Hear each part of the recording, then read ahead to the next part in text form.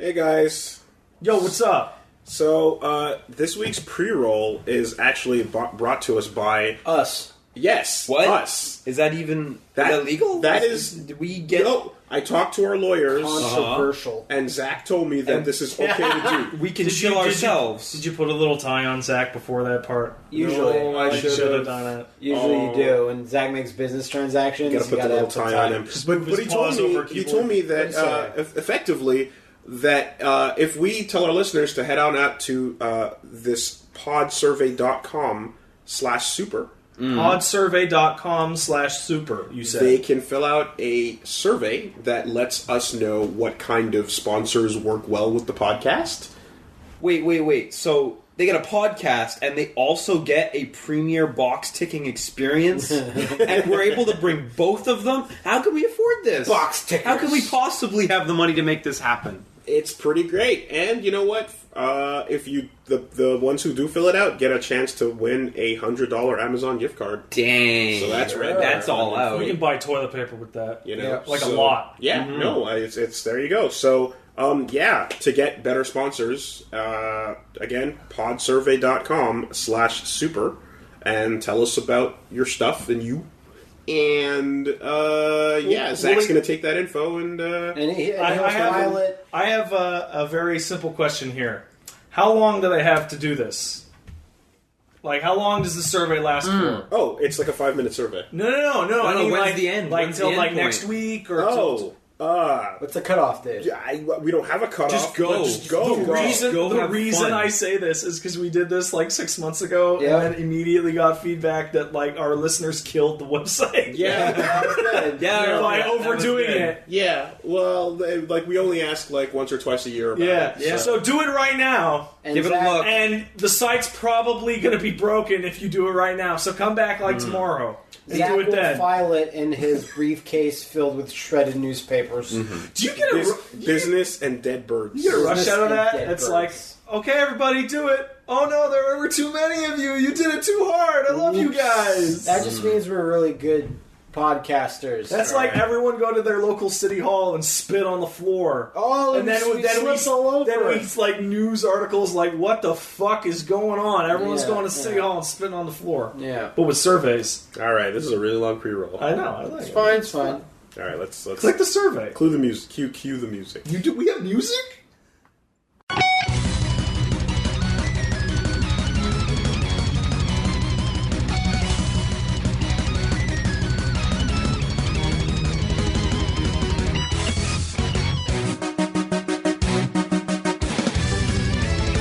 Fuck you! I have enough money to play golf till I'm dead. Oh, wow, Wooly. I sent this story to Wooly, and maybe you saw it by himself, but I didn't know you'd fucking open up the show with it. God forbid he this opens is with the best rich. story of the week. This is rich and fucking full of flavor. So who's coming to us today telling us he can play golf until he dies? Golf's a fun game, but like I wouldn't play it till I died. That's a lot. I play Mario Golf until I died. Multi-criterion movie collection Yeah. edition champion. Yeah. Director extraordinaire, Uwe Boll. Boll. The man whose hand I shook and I felt electricity. Yeah, I remember.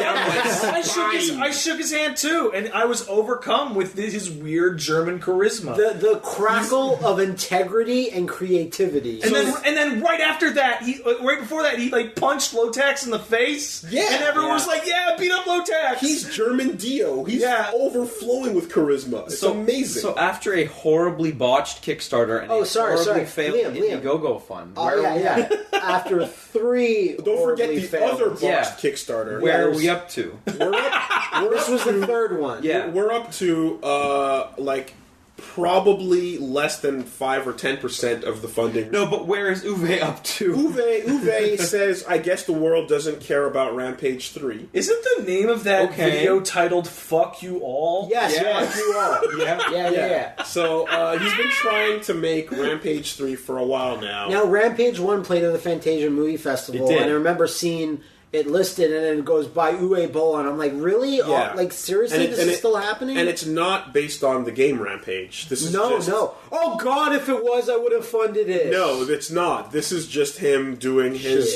It's a movie version of fucking hatred type of thing. Yeah, kind of. It's a terrorist who is based in the United States doing terrorism. Exactly. Yeah, exactly. And domestic terrorism. Right. Domestic terrorism. Thank you. The phrase. Yeah. So there's Rampage 2, of course, which was again Criterion Collection. You know, I love. Oh God, I forgot the subtitle on it. I think it was like Capital. I was looking at him today. I think it was something like that, and it's like him in front of the exploding building. Yeah, not Capitol building. The Capitol building, exactly. So his so bad. We didn't actually say. So his crowdfunding for Rampage 3 failed. Then what did he do? Then he made an Indiegogo that also failed. Oh no! And then he made another Kickstarter that failed for the third time. Yeah. And after that, he just went on YouTube and recorded a video going, you know what? Fuck everybody. Fuck you guys. You all just want movies about wizards in forests. You want movies about quote unquote retarded wizards and stupid quote unquote Marvel Avengers dirt. Okay. Marvel Avengers dirt. Marvel Avengers, but what are you talking about wizards? I don't know what movie he's talking about. I think he's trying to refer to The Hobbit, but I don't know.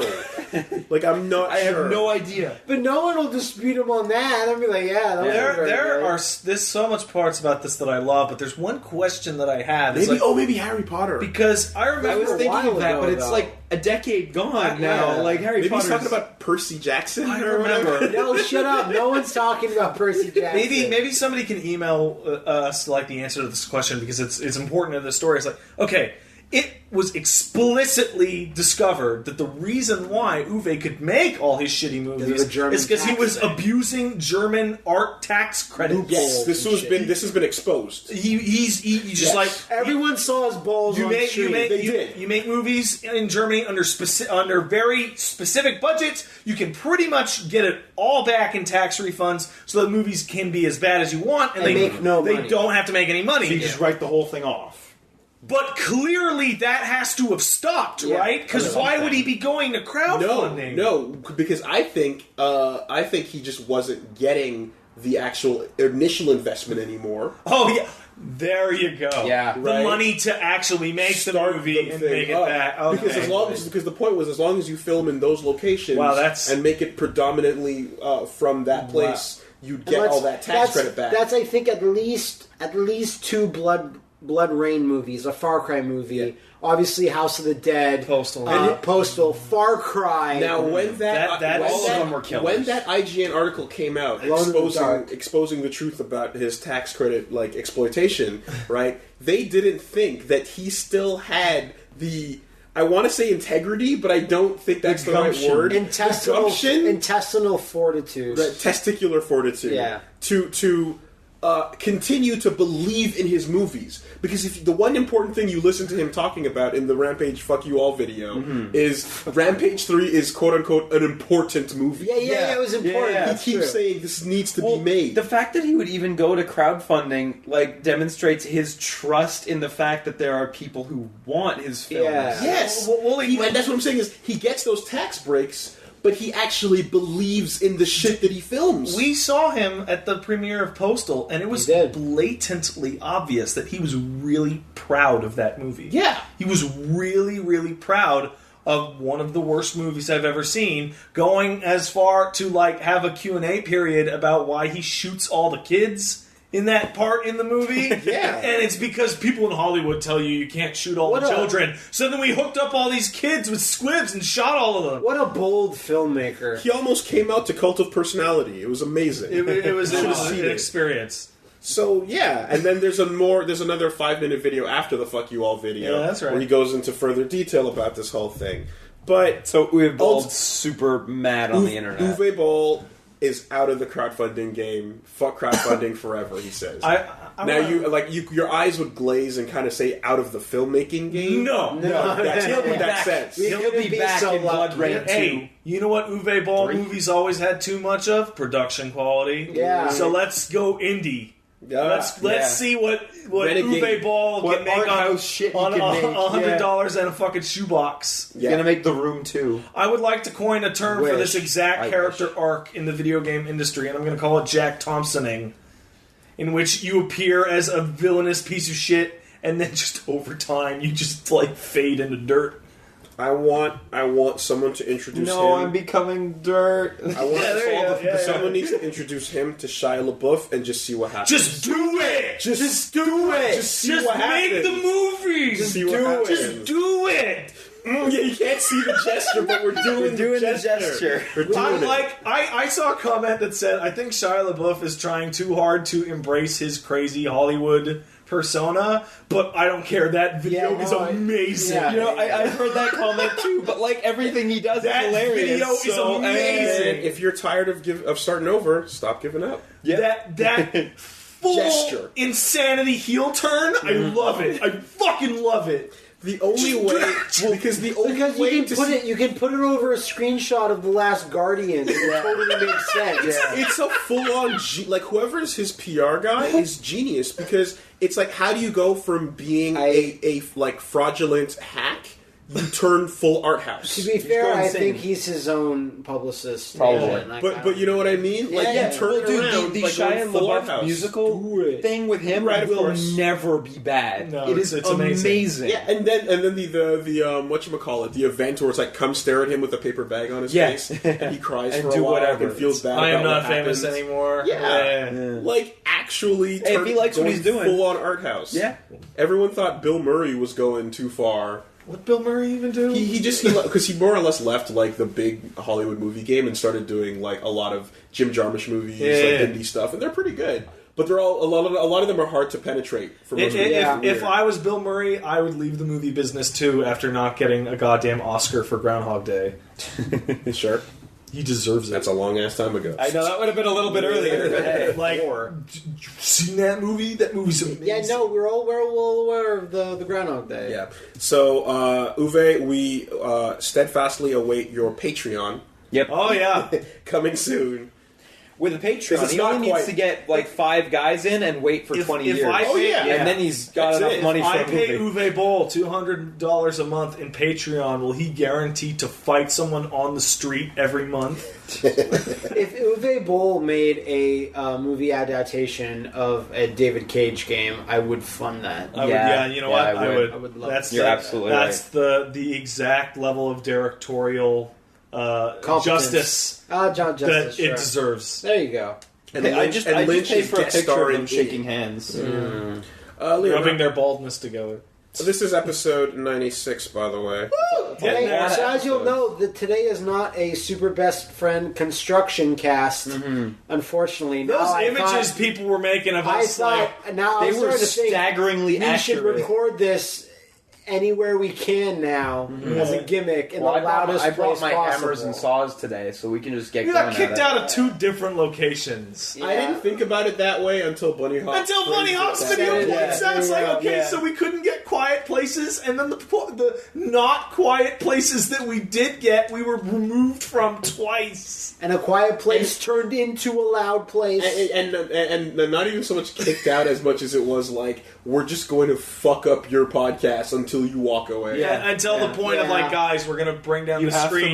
You have to move or you might die. Yeah, it's like... So, how was your week, Liam? My week was all right. I fell back into the awesome hole that is Ground Zeroes. I've been playing more Ground Zeroes. Woo! Because it came out, it was on PS Plus. Obsessive game playing. It was on PS Plus, so I was like, now I don't need my disc anymore. I can play it anytime, and now I can't play any other PS4 games. I can't tear myself away. And you're going to get ruined by MGS5. I can't wait for Phantom Pain. You're waiting right now. No, it's September 1st. I can't fucking wait, or whatever day it is. That game's August 8th. There's so much shit to do in Ground Zeroes, it's crazy. I'm still having fun. That shouldn't be possible, but I'm still having fun. People are still really salty about it. When they put it on PlayStation Plus, and they're like, oh, good, the price it always should have been. Now I get this. And people were even saying, I don't want a demo for free. And it's like... What? Demos are free!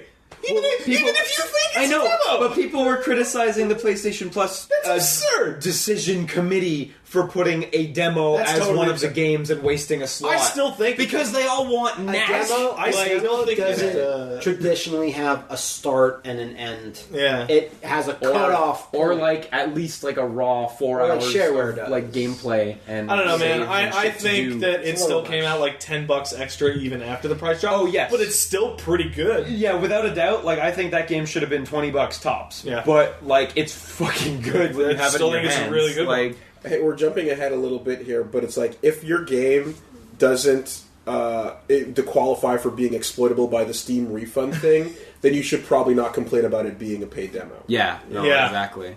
That makes sense. The other one was I played through Octodad all the way. I spoke about it a little bit last week. Yeah, you got your second wind on that. Yeah, so it's only about like 2.5, 3 hours long. So it actually doesn't really overstay its welcome, which is nice. Mm-hmm. But definitely after the 45-minute point, Haha, I'm an octopus. you know, you're a perfectly normal human being. Yeah, there you go. After the 45-minute point, you start being like, okay, I get it now. And there's like an exceedingly drawn-out third like, level. wow, like it is the hard to move aquarium, in this and it's game. like, this is not a great level.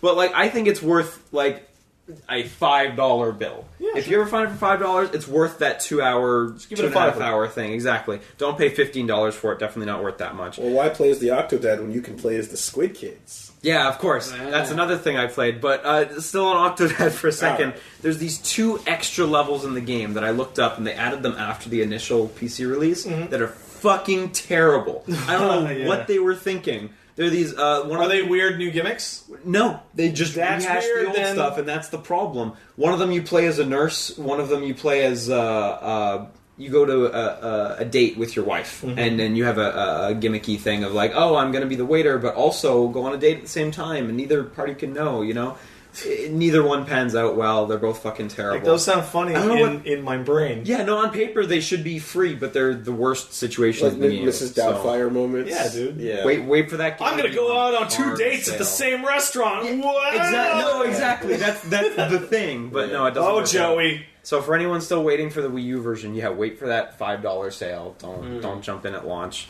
And yeah, Splatoon was the other game that Okay, so you're a kid was now. all-consuming. I'm a kid right now. Currently. I was a squid last night. Okay. playing Splatoon. And then you were a squid now. Splatoon's I'm not going to take too much time talking about it because we're all going to talk about it a little bit, except for Pat. I Yeah, think. except for me. Because he's been playing The Witcher, right? No, actually. Oh, we'll get there. We'll get there. Anyway, yeah, I'm not going to talk too much about it. Multiplayer is fucking amazing. I wish there was more content. It kind of sucks that they only. Is it true shipped there's only the- 6 maps? There were 5 at launch. They added the 6th one very, very shortly. They better keep afterwards. adding maps because that They seems have like a really they have bad 8 more. number. They have 8 more to come. That's the right amount. So Okay.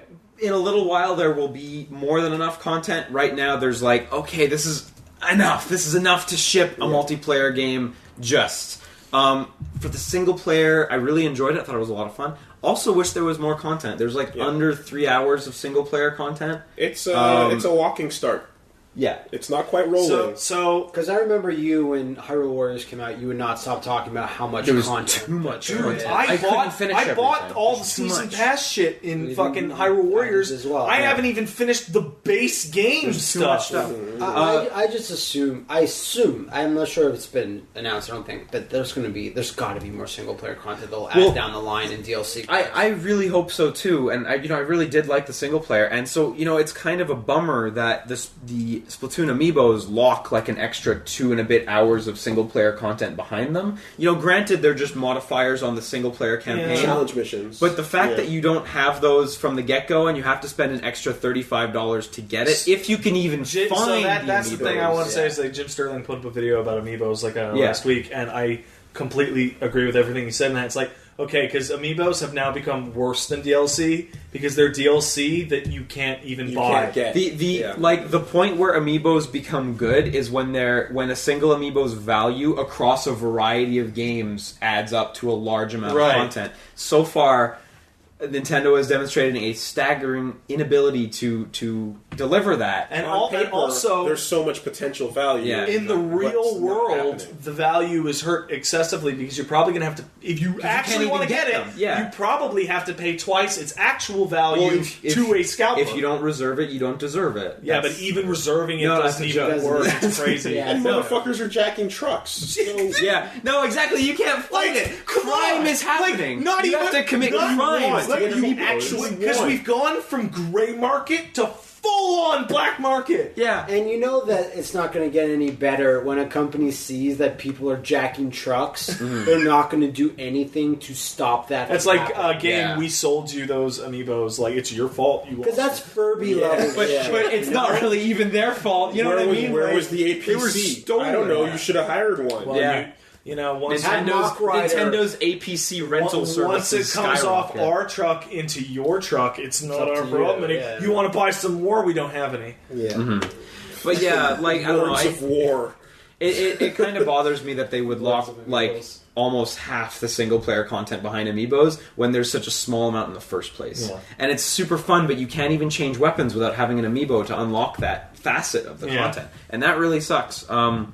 The game's super, super good. The gameplay is amazing. It's impeccable. It is so addictive. It's great. Not enough levels yet. Not enough single player content. About it, but Willie's story is the most telling about how it plays. I feel like I've seen all the costume parts, and I've only played for like a week, and I don't feel like there's anything like. Do you know what I mean? I know what you mean, though. I'm still seeing stuff I haven't seen. Oh, sure, but it's like, that shirt's a bit different. Like, you know what I mean? Yeah, That's how I feel. Like, I feel like there's nothing left, and I'm gonna go back and keep playing it. And I've played over like 25 hours now, and I no end in sight for me playing it. And I think it's an amazing 9 on 10 game. But this is the 9 on 10 with the least possible content to get that score. So it's succeeding purely by the virtue of the mechanics. If the gameplay were like average or below average, this game would not be worth your time. So like money. The Order.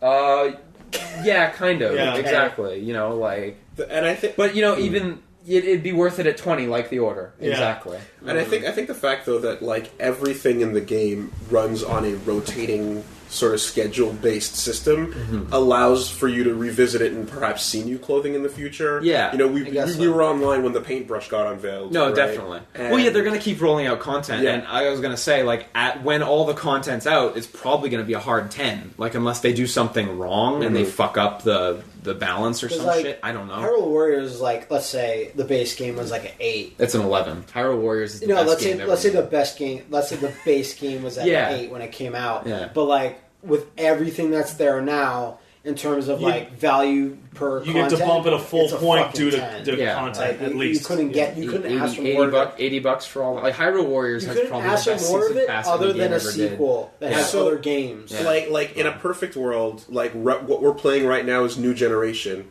And if we wait long enough, Well, it'll become we're third. going to get Third Strike. Splatoon What would you In prefer? slow Would you rollouts. prefer Splatoon 2 or would you prefer like just tons of No, I just want keep the dropping it in. rollout to finish and do Splatoon 2 on the next platform. Okay. on the next platform? Really? I think in my mind Splatoon should stand right next to Mario Kart and Smash Brothers in the regards of how they roll it Man, out. on every platform. I don't even like know anything about Splatoon, but I agree with you. And it's like I'm way into, and like me and Willie, you and I have talked a lot about this for Street Fighter V.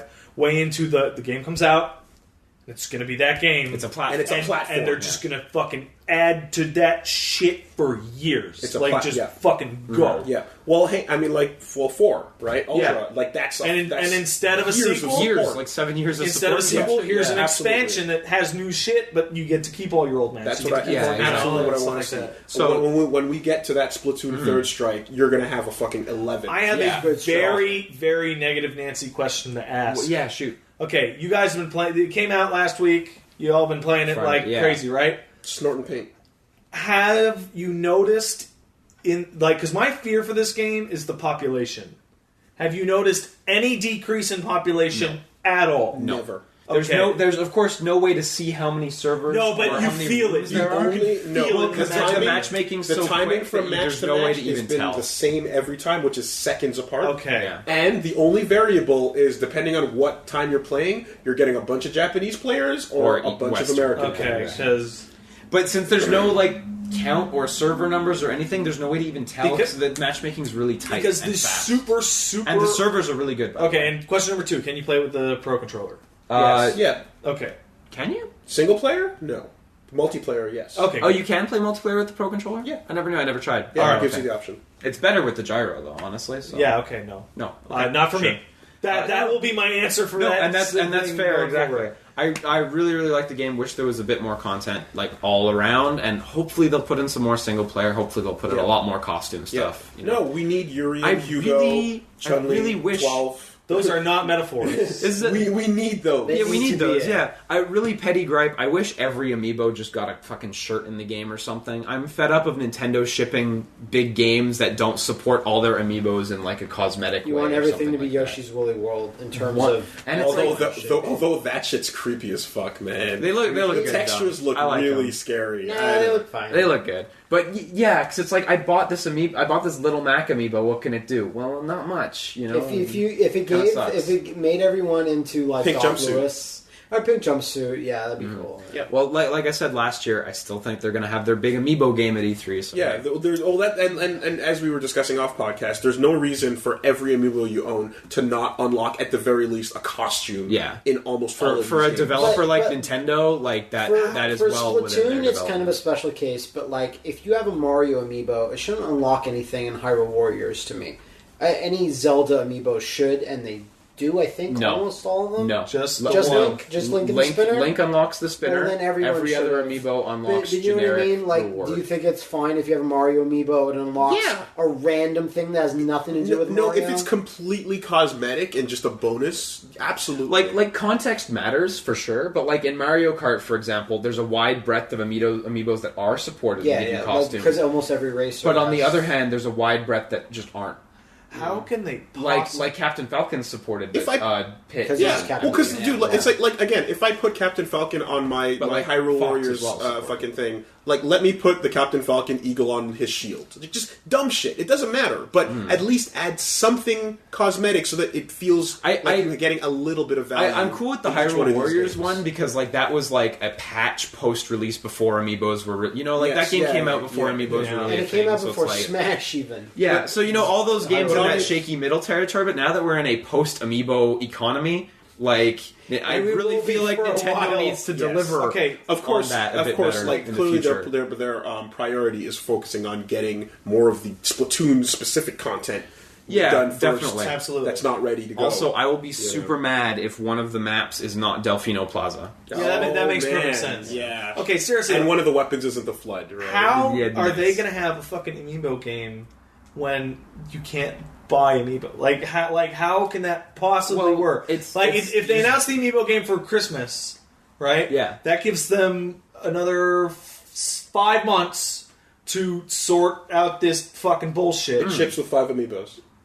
No, dude, that's not how that shit works. It's actually literally the same problem that happens with Skylanders. Yeah, but even Skylanders was never this bad. Well, because they ship way better. But last year they had the Chaos Rune, which was impossible to acquire for under $100. Yes. So they actually did run into that situation That's the before. nature of the beast. Yeah, I'm talking about the scale of the problem. Well, it's just a problem they're going to have to fix. Bad. It's just something they're going to have to deal with. Yeah, but could you imagine? Well, how is someone going to review the amiibo game in a scenario in which they are physically unable to buy most of the characters? I can test that because you can at least get a couple amiibos the ones you want. But I don't know. I don't agree because reviewers have been reviewing Skylanders and Disney Infinity for ages, and those games, what do? They ship with 2. Yeah, I guess. I didn't know they only ship with 2. It varies. Some of them ship with 3. The Vita Disney Infinity ships with 1. It has vehicles. No. That's a problem for later. But either they should just fucking do it. I want that Monster game Rancher a lot. solved this problem years ago. Put a random disc in your thing, get a monster. Yeah, but then you have Amiibo Tap, and that's just Drex. Actually, Wooly, I don't know if you know this, but that caused a very similar problem in that certain specific rare CDs would give you way better monsters. Yeah,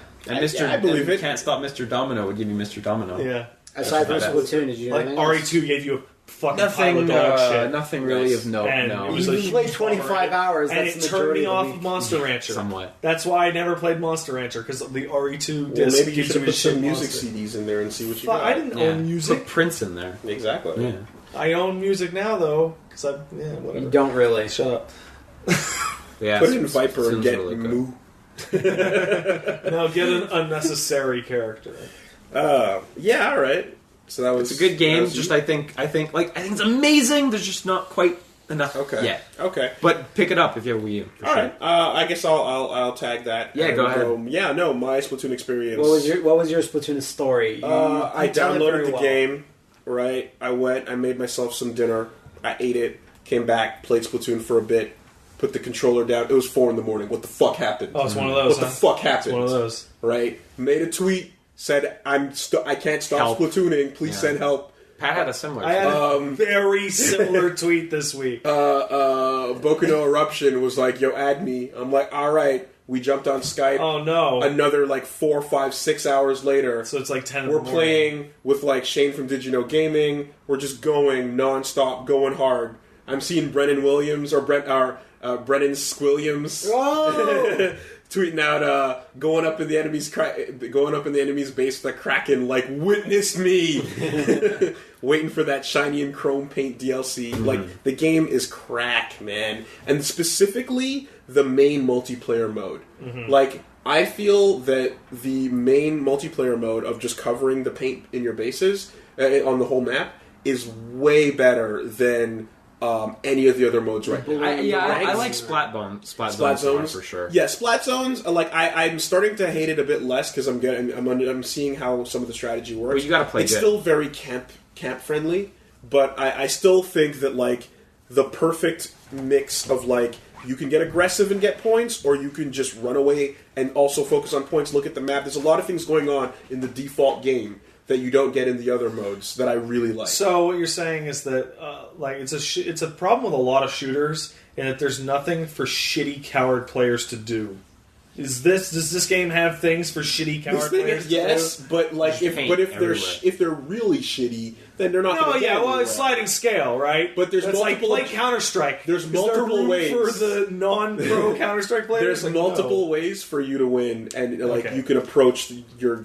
Basically, the default one is much less teamwork focused. Whereas Splat Zones is super hard teamwork. If your team is shit, your team is shit. Mm-hmm. They even advise you to not charge in alone and wait for your other players to respawn and shit. Yeah. So and all in all, just besides the core gameplay, the charm, man. The charm of the characters. Spike sitting over there in the corner with his perfect accent. I like Spike. With his accent that is just boops. Yeah, Callie and Mary. Boops. It's everything I absolutely want from a Nintendo IP. God, I hope they push it as hard as. There's some of the most charming characters I've seen in a while. Usually background Nintendo characters whatever they are in Sunshine, the stupid big nose, whatever.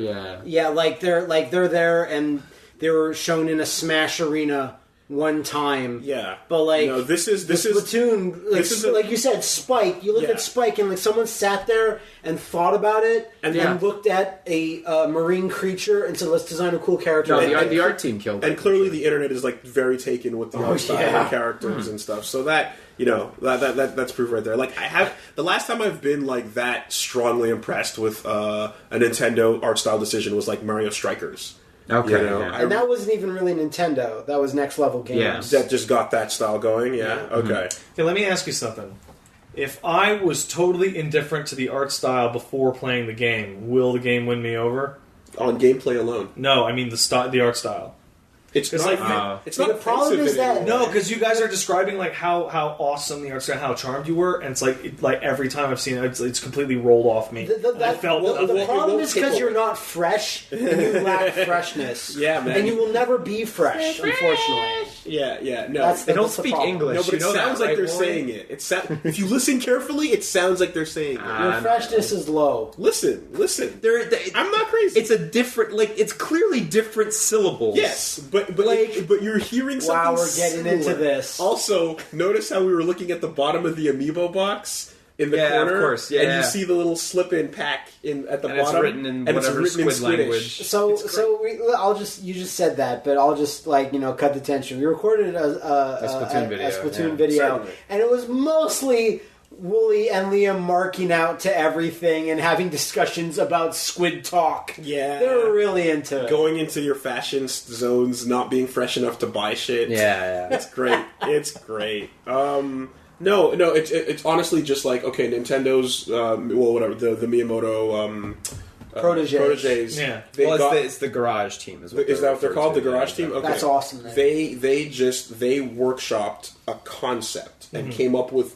something great in the way that, like, Narbacular Drop had something great. And then they fucking pushed it in any direction it could have went. Quite the opposite of Kojima's I'm super jealous of you guys, because, I want to feel whatever you feel towards Splatoon, but every time I've seen it, I've just maybe you should try playing it or any one of those crazy options. Well, that's what I'm saying. But that's not what I'm talking about. I'm not talking about the gameplay. I'm talking about the look. Yeah, and all that stuff. When me and Willie played it, we didn't really see the look because it would just drop us into a multiplayer match. We couldn't see the main plaza and all the crazy characters. No, but I mean even back to the original announcement. Okay, dude, the original E3 announcement, when I saw that first CG shot of the Inkling going around, I was so turned off because the animation was fucking terrible. Okay. And then when you saw the gameplay, I was like, okay, they look great. Here's what it is, Pat. If we were talking about, if I was talking about Sunset Overdrive, and you were just not into the visuals at all, I'd say that would detract heavily from your enjoyment of the game. Mm-hmm. Because Sunset Overdrive is alright, but it's not so great that it stands alone with no visual flair. I'd agree. But this game... No, I'm actually specifically referring to I am jealous that I do not have this the art thing style. to the art style. Because when I see it, and I know I'm wrong, but when I see it, I'm like, this is a step away from Bratz dolls. Okay. Maybe you just need to find the right clothing. I don't know. But that was a lot of my weekend, man. And the only other thing I did was there was a nice little throwback FGC tournament that I went to. Yeah, you had fun. All the old Montreal crew came out, and it was fun to see everyone in sort of pre-Street Fighter V hype mode. You know, the community's building up. A lot of the new people that are Xbox Live players are coming out and stuff, and are buying PS4s. Yeah, but PCs. You know, it was a fun hangout. But more importantly, this was the first tournament exposure time I got to characters like Tanya and Arya in Killer Instinct and MKX respectively, and oh my god, Tanya is actually Willie said something bold. She's the most interesting MK girl right now. Okay, that's not bold at all. That's bold. Katana and Melina has stayed the same for fucking 15 years. But the variations, gameplay wise, because character wise, fucking Cassie's the shit, obviously. But gameplay wise, Tanya is so fucking. She's a mixture between Cammy, DeCapre, and Rolento. Okay. Aggressively. Okay. So she teleports in all directions and does pogo sticks on you into cannon drills. And just has such a ridiculous mix-up game that would work if a block button didn't exist. Okay, yeah. And so, it's a fun, aggressive character to fight. It's not like fighting any of the other characters in the game, and you can feel that they actually tried to do something interesting, as opposed to Jason, who's just fucking phone it in, brainless. It's crazy how Jason turned out. Stomp, slap. I also felt like Kratos was kind of very by the numbers. Yeah, he was. Surprises. Yeah. So I wonder if the MK team just they kind of I don't know. The guest character. Or maybe it was restrictions. Maybe it was restrictions. Who knows? No restrictions in Predator. But Tanya is way more. There's way more love put into it and fun stuff with the gameplay. Well, she's one of the most memorable Mortal Kombat characters of all time. You can't just not be faithful to the fan favorite. And the thing is, too, is have you seen the online numbers? It's her, then Scorpion. Really? No, it's not. She's at the bottom. Well, the logo for NetherRealm is getting replaced. With Tanya. Yeah, exactly. Ed Boon's sister. Now you got it. You want the DLC characters in your fighter to get you excited every time. Because, Skullgirls, every character that comes out is yo, go check out Squiggly. Go check out Big Band. Go check out, they all have so much going on with them. Yeah. And when you get Jason and you go, it makes you worry about all the other about all the rest, But Tanya shows that it's they're doing some stuff. So that's good. That's fun. It should have been Cyber Jason from the start. Because he could use missiles and bullshit. Like the Jason X one? Yeah, Jason X one, yeah. I would have liked that too. Yeah, it's, who knows how much of their hands were tied or not, right? And Aria, I can't wrap my head around. You're looking at a Rubik's Cube trapped within I watched a Jenga. like some of Max's Trapped within a videos that Jenga? were going Trapped up within a Jenga of him playing Aria. I watched one of them. It's like, okay, I don't know what he's doing. I don't think Max knows what he's doing. No one does. I don't think the person he's fighting knows what he's doing. And it's like, no one knows what they're doing. Am I on round 5 now? I don't. What? I saw. He had 4 matches where he's like, all right, I get another life bar, and then the match ends. Like, what? It didn't. Or, I lost, and then the character gets back up, and he's like, wait, what? Like, He what? said this a week ago. He's like, if you don't take Arya into the lab, Arya takes you into the lab. Yeah. When you try to actually know. And he's like, even Rico Suave like played with her for hours when she was at Combo Breaker and turned to Keats and says, I don't get it. You have to. It's only Keats that knows. I can see that, like, the people who do get it are gonna beast because you have to think about fighting games in a different way. Like, you don't have 2 rounds to play with. Mm-hmm. No. You have a whole other subset. And I was more so surprised, if anything, to notice a lot of the changes that I wasn't picking up on for the Season 1 characters as well.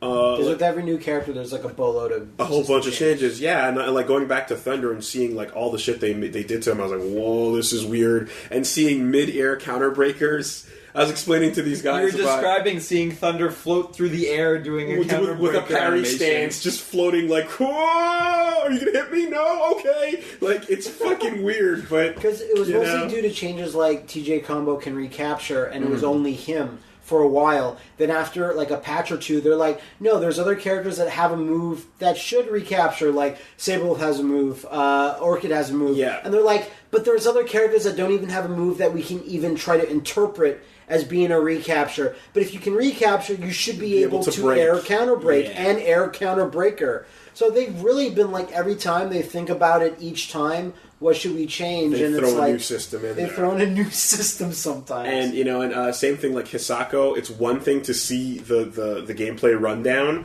and to play with her a little bit, but fighting her is a whole other Were you able to see any of her alternate stuff, her retro? No, we were playing on defaults. She becomes a fawn.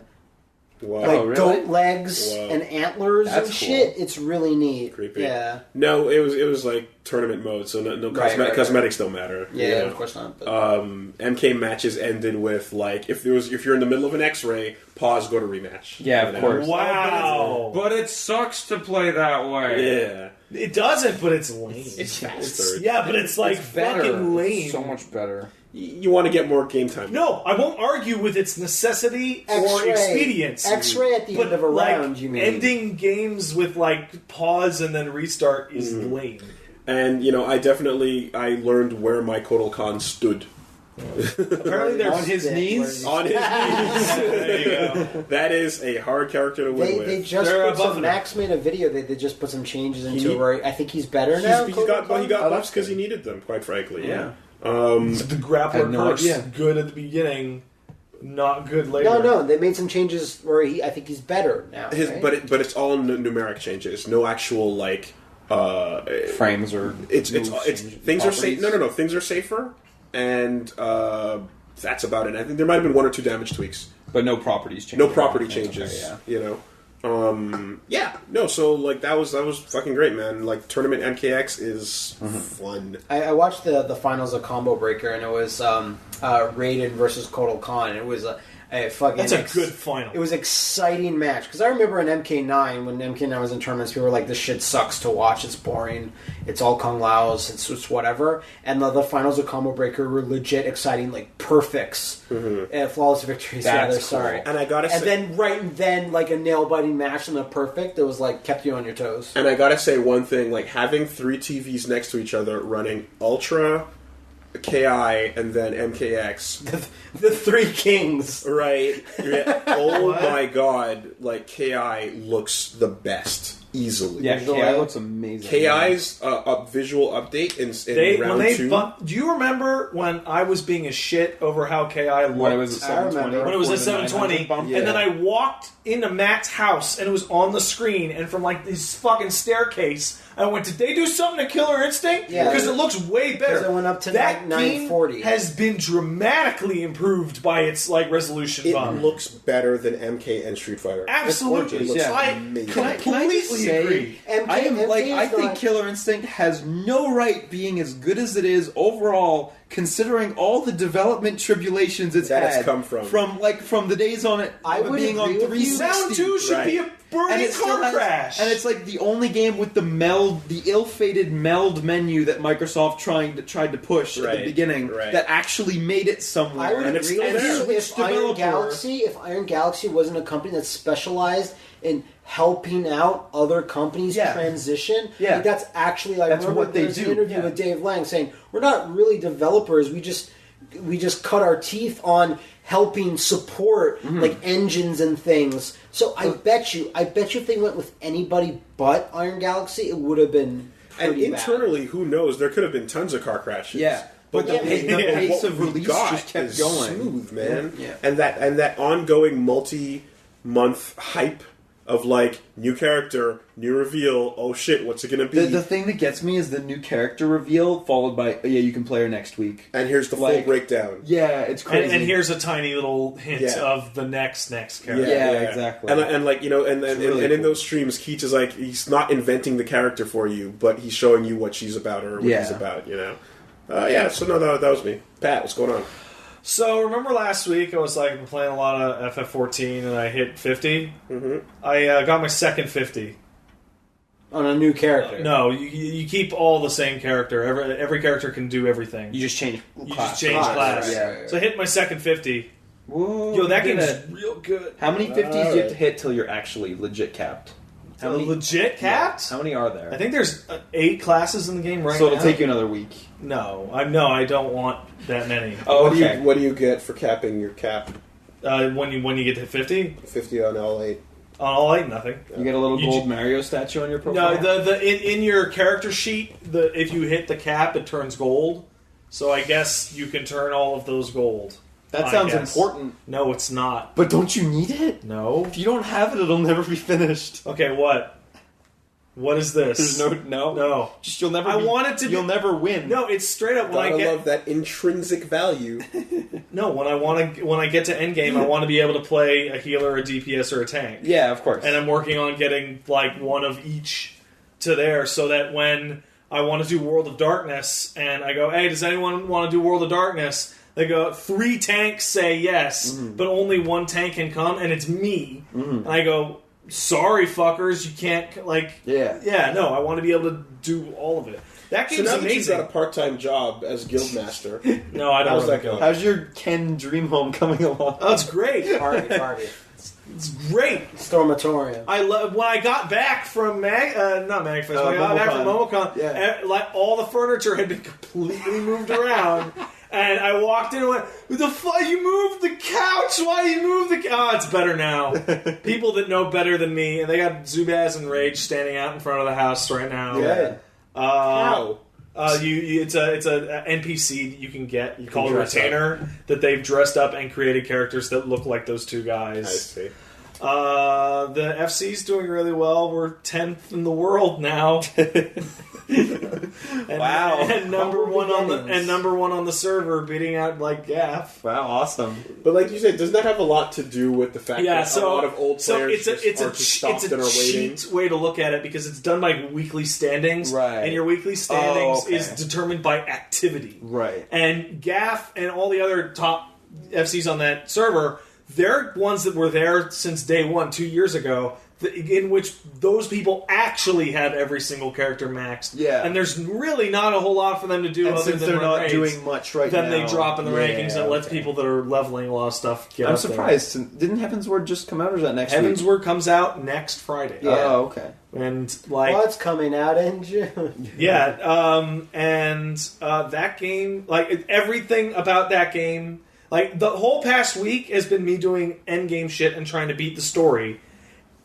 Man, crazy for an MMO storyline. Yeah, crazy stuff happens in that story. You said this the other week where things would happen, you'd go, now, oh now shit. with a different class. Yeah, no. The same guy Same keep story, going because the endgame stuff. I need to keep my same tank because he's the only guy that has enough gear to beat the high end story stuff.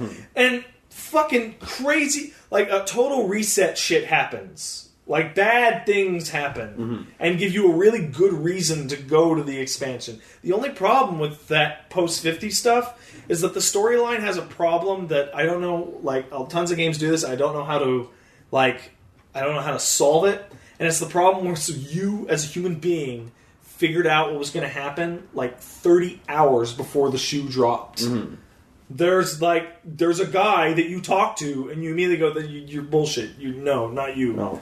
And then the whole time it's like, "Man, this guy's so cool, and he's helping you out so good. Nothing bad could ever happen with this guy." And then it's like, "Oh, and your character." Oh, look, he was the bad guy. And because it's an MMO, and your character isn't allowed to speak, their character kind of just lets everything happen around them because it could be any class, so they can't do animations. Of course. So all the bad shit in the world happens, and your character just like looks around and goes, like, shrugs, and is now just being walked into scenes, and is like, it's his agency is nodding, and there are people saying the equivalent of, "I'm gonna go kill the Pope" or whatever, and he's like, and your character's reaction to that is to just stick his hand out as they run out of the room, and it's like, come on, man, no, you can stop this problem right now. You can stop it right now. But aside from that, no. What a fucking fantastic MMO. Everything about it is amazing. Like, good. And the controller support. I played the tank, which is the easiest to play, like, controller-wise, and I played DPS, which is considerably more complex. No, the controller support is still rock solid. They fucking poured the money in amazing. To make this game amazing, and they did it. I would have played more Witcher 3, but like 9 days ago, it came out that there's a fucking bug in that game that just Okay, in that game, killing an enemy gets you 3 XP. Yeah. A level is 1,000 XP. Quests give you like 100 or 200. Very so large amounts, yeah. Quests is 99% of XP gain, and it turns out there was a bug in Witcher 3 that had been found out. It's like, sometimes quests just give you nothing. Just nothing. That's a bug. That's a bingo. CD Projekt was being like really weird about the specifics, and they were like, you can still beat the game with plenty of XP. But I'm like, no, I don't want to fuck it up. I don't want to miss stuff. Did Witcher 2 have this level of bugs? Yes! Yeah. It really did? Sure did! Polish games. And it had way more, actually. Go play games from the farm. I just don't remember. Now, you want to fucking talk fucked up initial releases, you go get an original version of Witcher 1 and not patch that shit. I even remember where Witcher 1. The Polish version had missing dialogue. Of all the versions to have missing voice acting, the fucking Polish version. But no, in terms of like bugginess, this is not just like the smoothest Witcher game. Like, I love all these big open world RPG things. This is easily the smoothest of all of those that's actually fucking kind far. of shocking. It's and that patch came out and fixed almost everything, including like the text size. Yeah, I was reading down the update list last night. Like, I play on PC on a large television from far away, so text size is important. And they there's no variability, but they bumped it enough so now I have no problem reading anything in the game. And they bumped it up more on the consoles than they did on PC. Good. I still need to go back considerably. I'm waiting for the XP bug to be fixed too. It's fixed. Oh, it is fixed. All the quest bugs, the XP bug. And the candle lighting. Give it another week to make sure there isn't another one. Yeah, give it a couple days. But yeah, so I'm going to be diving soon. back into that like tonight. I got a question. How much time did you spend? This is just more so for FF. How much time did you spend on FF11? 0. That game is a pile of shit. It's great, but whatever. Oh, did you play FF11? I played like 40 hours of it. Okay, once upon a time. 40 hours is nothing, bro.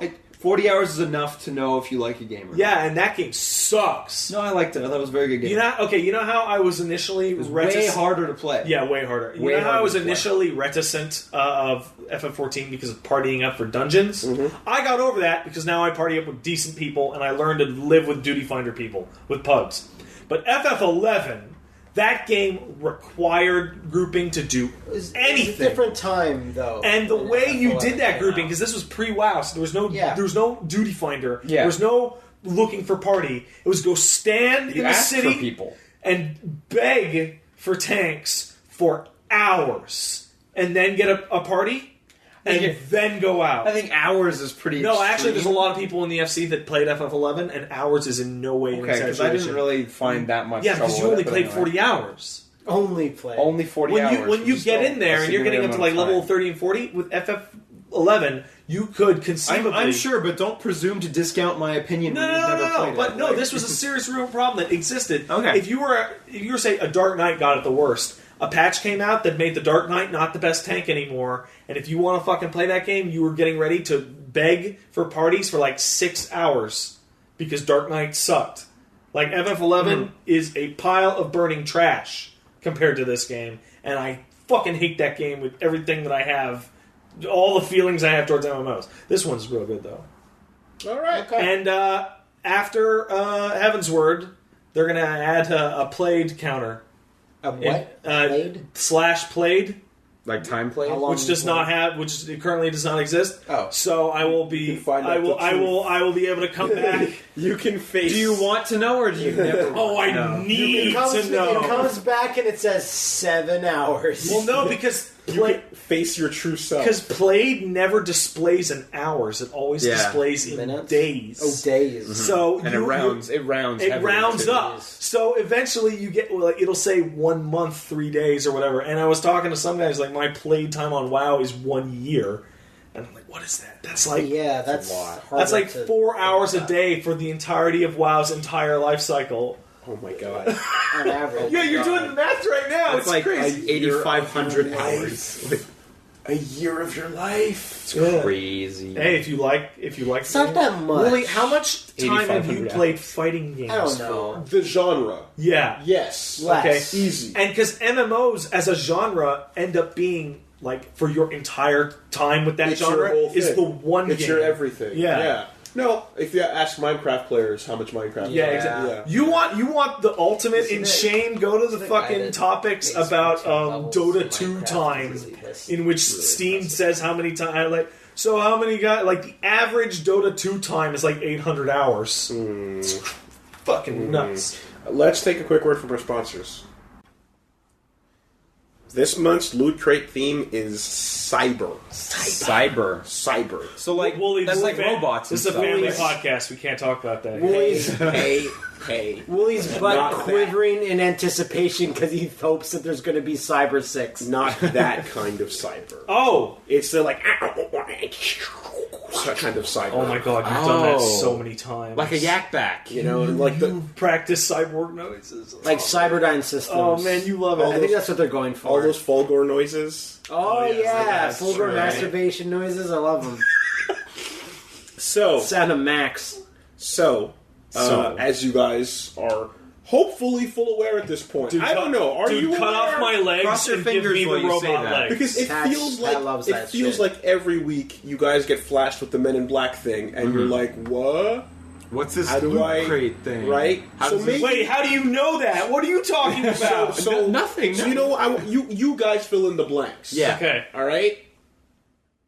What is the service that gets you good geek shit to your door every week? Every month. It's called Creative Loot. No, it's called Loot Crate. Loot Crate. Oh, I was And close. 100% for less than Loot Crate. $20 a month, Uh-huh. they will send you this loot to your door in a crate or a crate-like object. Okay. You know, boxes are similar to crates. They're very similar. So, They're interchangeable in most Yeah, Minecraft. it's And what types of things can be found?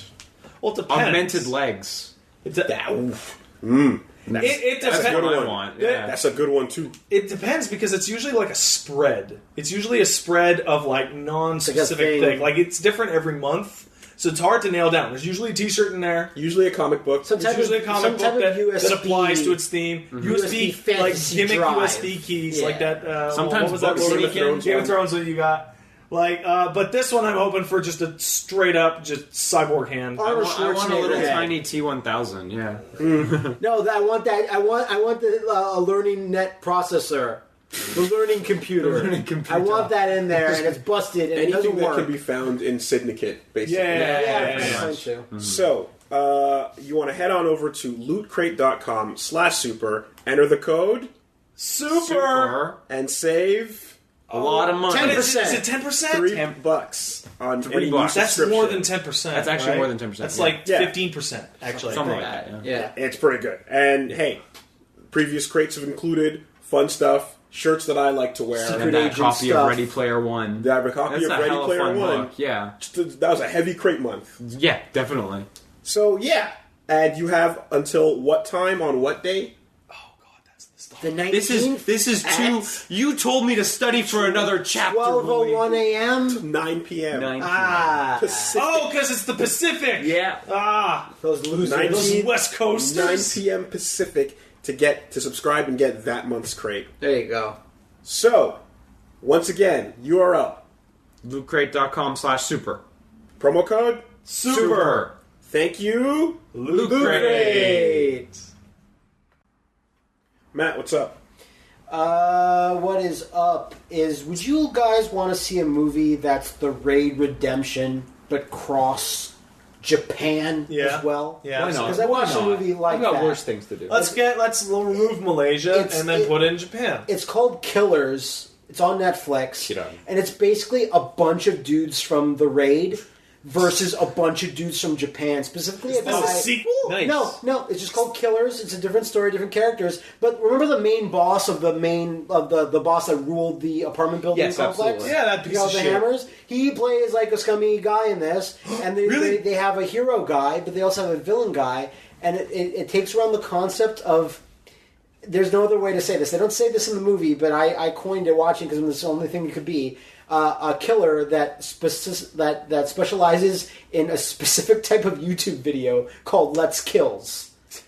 And he gets someone and kills them on the internet, and people are all into it, weird sickos, and then some normal, watch that. everyday Yeah, same. guy just somehow gets, I'm not going to Gets go sucked into it. gets involved into it, and they both admire each other's work, and then it all coincides to the meeting, and To the sickest YouTube video ever. just vicious, Asian crime Cool. killing. That sounds good. Okay, so it's not fighting; it's more like There's some hand-to-hand fighting here and there, but it's mostly like sick serial killer torture stuff. Yeah, okay. But it was still really, really solid. And the guy that played the Japanese dude, and it's really weird because the Japanese and the Burmese guy, they don't speak. One doesn't speak the other language, but they both speak English. Right. So whenever they meet, they speak English to each other. Yeah, that's actually pretty accurate to the world. It's accurate in terms of like, why would I know that language? But I would know English. Why not? And it was really, really good. Like, if you guys remember I Saw the Devil, remember I talked about that? It's very similar to that. So it was really, really intense, but it was still like quite good. And the guy that played the Japanese guy was like the main stupid sci-fi I am from Planet X baddie from like Godzilla Final Wars. Right. He has these arched That eyebrows dude? that are the most arched anime eyebrows ever. And as soon as I saw the guy pop the screen, I'm like, oh, that's from Godzilla. Oh, let me look at my phone. Yeah! It's from Godzilla's Final Wars. So that was really fun to watch. People are watching people eat on stream these days, so Yeah. I'll believe so it. it makes sense. Asian internet. You talking about that girl who can eat anything? Well, there's Anything. the genre. She can eat a truck. Yeah, there's that I girl, don't think but then so. there's the whole Dude, that's collection a whole genre. of like Yeah, it's watching great. people eat. Yeah. There's a Vice thing. I on it. record tons I of watched videos one of about them and found it bizarrely compelling. Is it like an ASMR thing? No! No. Then I don't know. No! what the And I don't get it, and I don't like it. But I was like, I can... Okay. Just I mean, watching away. this and I And can't then stop. I, like, pushed it away. No, just based on how much I don't like the sound of people's mouths chewing, I can't. There is something to obsessive, like hyper-obsessive, detail-oriented mediocrity that I can kind of understand. And the Sure. big stars of this stuff all deck out like giant gourmet Like, tables of Well, they- food they yeah. couldn't I possibly can't finish. understand why anyone would want to watch some guy try So- to eat a ghost pepper. That's ridiculous. Here's It's crazy. No, that's a totally Insane. different thing. I know. Does anybody here go to wimp.com? No. My girlfriend does. Okay, they had like a year ago. They had a video, and it was just a guy laying bricks, It was a guy literally like building up a brick wall. Okay. Like a contractor, and he had his spatula and he had his fucking mortar, and he was just doing it. It's like a fucking 30-minute video of this guy building this wall. It's the opposite of wanting to get shocked and entertained. And you want to see something and he is just very expertly like building this thing with the repetition. And there is a weird draw to that. So this is just switch that to whatever mundane task you personally like. I feel your entertainment, like your desire to be entertained, decides to respec and wants to watch that instead. You know what I mean? Like it's such a just click to the end and see the completed wall. No, then go play a game. It's about the consistency. And like this is getting there to actual YouTube videos of paint drying. Yeah. Like, I'd rather watch paint dry. That is becoming real over time. I just don't get it. Eventually, FF14 will just transition to that. I also don't get it, but I can see it in the distance. I can see me getting it. One day we're all just going to be watching videos of maids recording their cleaning on GoPros. Well, and that's the kind of media of the there is a high likelihood that already exists. So it was a good movie. It was a good movie. It's just simply called Killers. Speaking of In the Distance, though, I also watched the Marble Hornets movie. What? Oh, no kidding. Yeah, there's one called Always Watching. Great. Marble Hornets tale or story, I believe. I fell off of Marble Hornets. Does this continue is a or what? standalone movie of different characters, but it's a fair budget, I'd say. Definitely better than the web series, but it continues off a certain jumping point off the web series, and it's like kind of like a little bookend. It was pretty solid. You actually see Slender Man way too much. Damn it, that's the best part of Marble Hornets. But it's still effective when they kind of show it up. It kind of ramps up. It's basically 3 reporters that find the story of Slender Man, and then it actually is the perfect justification as to why would you have a camera all the time. Right. You can only see Slender through a camera. And that's why I put a tweet saying, alright, so I always watching a Slender Man story, I then started swinging one of my axes in my living room just in case, because he could be there and my camera is not I wish Marble Hornets weren't scary so I could finish watching it. I didn't find I found but it's scary too much. The web series was far scarier than this. I need it to be less scary. What wild level of fear do you need? Yeah, you have the most specific level of fear ever. Not enough at all. What do you need? I don't know what it is, but somewhere above Freddy vs. Jason and below less than Goosebumps. Marble Hornets. That's a wide gap. That is very wide. I know, but somewhere in there would really help. So Archie's I don't want to watch stuff to find a better benchmark. It's the worst. No. Come on. A lot of people ask me, is this actually good? And yeah, it was solid acting, and there was decent special effects. There was a budget, and I enjoyed it, but it wasn't reinventing the wheel. And or I anything. love Slender Man still. He's cool. After you watch it, you might be like, I'm good for a while though. I'm there right now, but I just love the internet made a new boogeyman. Yeah, made a new boogeyman. I also think I told Wooly and I think Liam or maybe all of you about a show called Episodes that has Matt LeBlanc in it. And I just finished the 3rd season. It just got added to Netflix. And I didn't know that it was written and basically created by one of the main creators of Friends as well. I now totally understand it. But that show is basically Los Angeles 30 Rock. It's a real good insight on how like a particular industry works. There's lots of funny things. What industry? Just, in terms of not movies per se, but just business, show business. Entertainment. They hire a new guy to take the network that Matt LeBlanc is on, and he's like sweeping and making huge changes, but no one knows that he's actually super unbalanced and he's on 50 different drugs. Okay.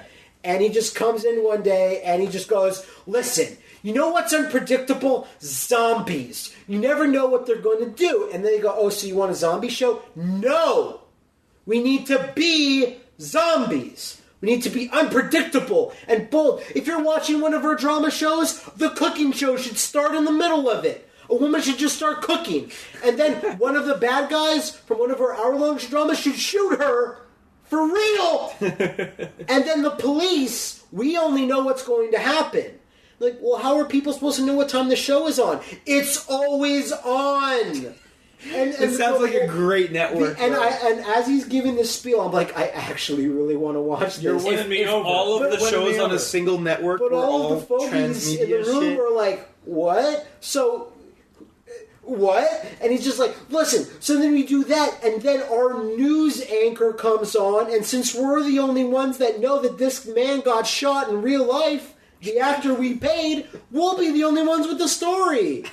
And then he's like, so what do you think? And jumps up on the table and says, what do you think? My army of zombies! It cuts to all of his shit being moved out of his office. Right. That sounds like LA.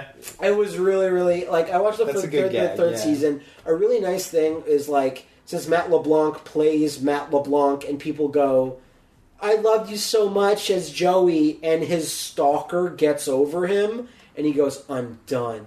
Right, yeah. Like, his stalker is over with him, and she moved on, and he's like, I'm fucking done. There's a lot of swearing. That gimmick is not, like, because they did that in Flight of the Conchords, where the one fan gave up on them, and it's the saddest thing ever. It's so sad. And then he goes, it sucks, though, because when I looked in her eyes, I saw the crazy. And now I look in them, and I don't see anything. Right. And the person's like, that's a good thing, I guess. Give me another shot of vodka. And it just... Matt LeBlanc is really amazing in it, because it's specifically for one moment where he meets someone and takes them to his house, has sex with them, brings them back, and they're like, why'd you have sex with my blank? The sister, daughter, whatever. And he goes, eh. Like, it's literally like, eh. Right. He's such a scumbag, but he plays himself, and he has all these actual problems. And the one thing is that, like, NBC wants you for this part, and he goes, "Oh, great, NBC, you know, friends, they want you to read for it." And he goes, "What? I worked for them for 12 years. Like, they want you to read for it. I'm not reading. I'm not like." Why should I have to read? Well, listen, they'd have to dig up Lucille Ball if they could. They'd still have her read to see if she's funny still. He's like, I'm not dead! And they're like, no, you have to read. And he actually walks away and says, no, this is insulting, I'm not going to read. And walks away from the part of a lifetime. It was actually one of the most shocking moments of the entire thing. This sounds like an alternate universe. Or actually, no, this sounds like the same universe as Curb. Just like two towns over. Yeah. And it makes sense because it's like Larry David, Seinfeld, and then this is the second half of the duo that created Friends. I like this trend, honestly. It's Curb is old as fuck. Yeah. I mean, It's really good. There's lots of funny bits. But if I haven't seen it, it's new to me. New to you. And the other thing, just squirreling quickly, is that I read some comics. I talked about how I was finished Batman Court of Owls. Then I finished Night of Owls, which is the kind of conclusion. Lots of people recommended, like, the Court of Owls shit is awesome. And it's really good, but it kind of has an unsatisfying conclusion where it's like, hey, I kind of beat the bad guy, but he could be out there still. And everyone is telling Bruce that, no, you beat him super hard. And he goes, no. Just looks around, and then there's an owl floating in the air. Right. And I'm like, okay. You mean flying? Floating, flying. Oh, okay. In the comic book panel, he's actually floating. Oh, okay. Just making sure. You can't tell. And I think I showed Wooly a panel of it where they had a character that was running for the mayor of Gotham, and he looks exactly like Bruce Wayne. And at the time, you're like, okay, which guy is which? Because why would you draw someone that looks like Bruce Wayne next to Bruce Wayne? Yeah. I was actually confused about who was talking. I thought you meant the panel where you've got Bruce standing in a tux with all the Robins, and it just looks awful. Like Bruce in a tux and all these boys in a tux, and he's just among them. Just like, all right, boys. And he has a big function in the next room where there's all these news reporters and shit. Doesn't look great. It was actually really good. An artist that drew this entire run of New 52 Batman was Greg Capullo, which, if some eagle-eyed viewers will recall, is the guy that Todd McFarlane hired to fake his own art style on Spawn when Todd McFarlane was tired of drawing it. because Greg Capullo drew it a very, very, very similar style to Todd McFarlane. And the art is actually like the stronger component of the two. The writing's still really good, but the art was like really, really strong. I was actually really impressed with it because this was an artist that I was kind of like, you just kind of ate Todd McFarlane's style and whatever. But I was actually really impressed with the art on it. And I also read IDW's relaunch of Ninja Turtles, which guess what is probably where some of the faux pas of TMNT Megan Fox. No. Remember the thing of TMNT Megan Fox where I was actually a little kid in the research lab. That's in the research worst center. part. But it's a little different where the turtles' age is accelerated where they learned everything in a year and a half. They didn't grow in the sewers for 15 years from being turtles exposed to mutagen to being full-fledged mean green fighting machines was a year and a half. Doesn't that mean they're going to die by the end of the fucking comic? Doesn't that mean April's a little girl? No. April is a student at NYU, and she just did some extra classes in this research lab. So instead of being a child feeding giant pizzas into the little turtle... She didn't feed anyone pizzas. She didn't name them like the movie did. Dude, that like 1 4-minute bit in the middle of that movie is just like the moment where you just throw up your hands and just like fucking start taking off your pants. There's a little bit of it. There's a little bit of it. And every page of this comic, and a lot of people recommended me, go watch it, go read it. It's really, really solid. And every page I read, I'm like, oh my god, this is so cool. This is so awesome. What a great spin on this character. Like, you know why is Raphael so pissed all the time? Yeah, you don't really know. That's his guy. personality, right? Yeah. In this, Raphael actually got separated from the entire group when Splinter took them. He just washed down a different drain pipe. And he lived on the streets by himself, not learning ninjutsu. That also explains where he picked up his accent. So the entire front end of the comic is like Splinter going, there was a fourth one of you, your other brother. Mm-hmm. And they go, really? Him. We have to find him. So the entire life cycle of the Turtles is finding Raphael, who never even knew them, which explains why he grows apart from them. And he's got that weird trench coat thing. And he has the trench coat. In the comic, he has the trench coat. And has the tood. Right. Yeah. Right. You know? And I was like, that's really cool. And the other three are all happy-go-lucky, and Leo's like a do-gooder, and he's like, man, fuck you, punks. Pretty much. And then Raphael comes into the fold. He's like, fuck you, punks. Right. You know how it's actually like on the streets. Yeah, that's a good rationale. I come from the streets. That makes sense. And I'm like, that's really good. But then one thing, and I don't get too far into it, but the biggest thing about Turtles that, as a kid and growing into adult, I ever had a problem is there's two origins. Do we know which origin I'm talking about? Movie origin, comic book origin, and comic book, and cartoon origin. Or cartoon origin. Cartoon origin. Okay. Cartoon origin was Hamato Yoshi Yes.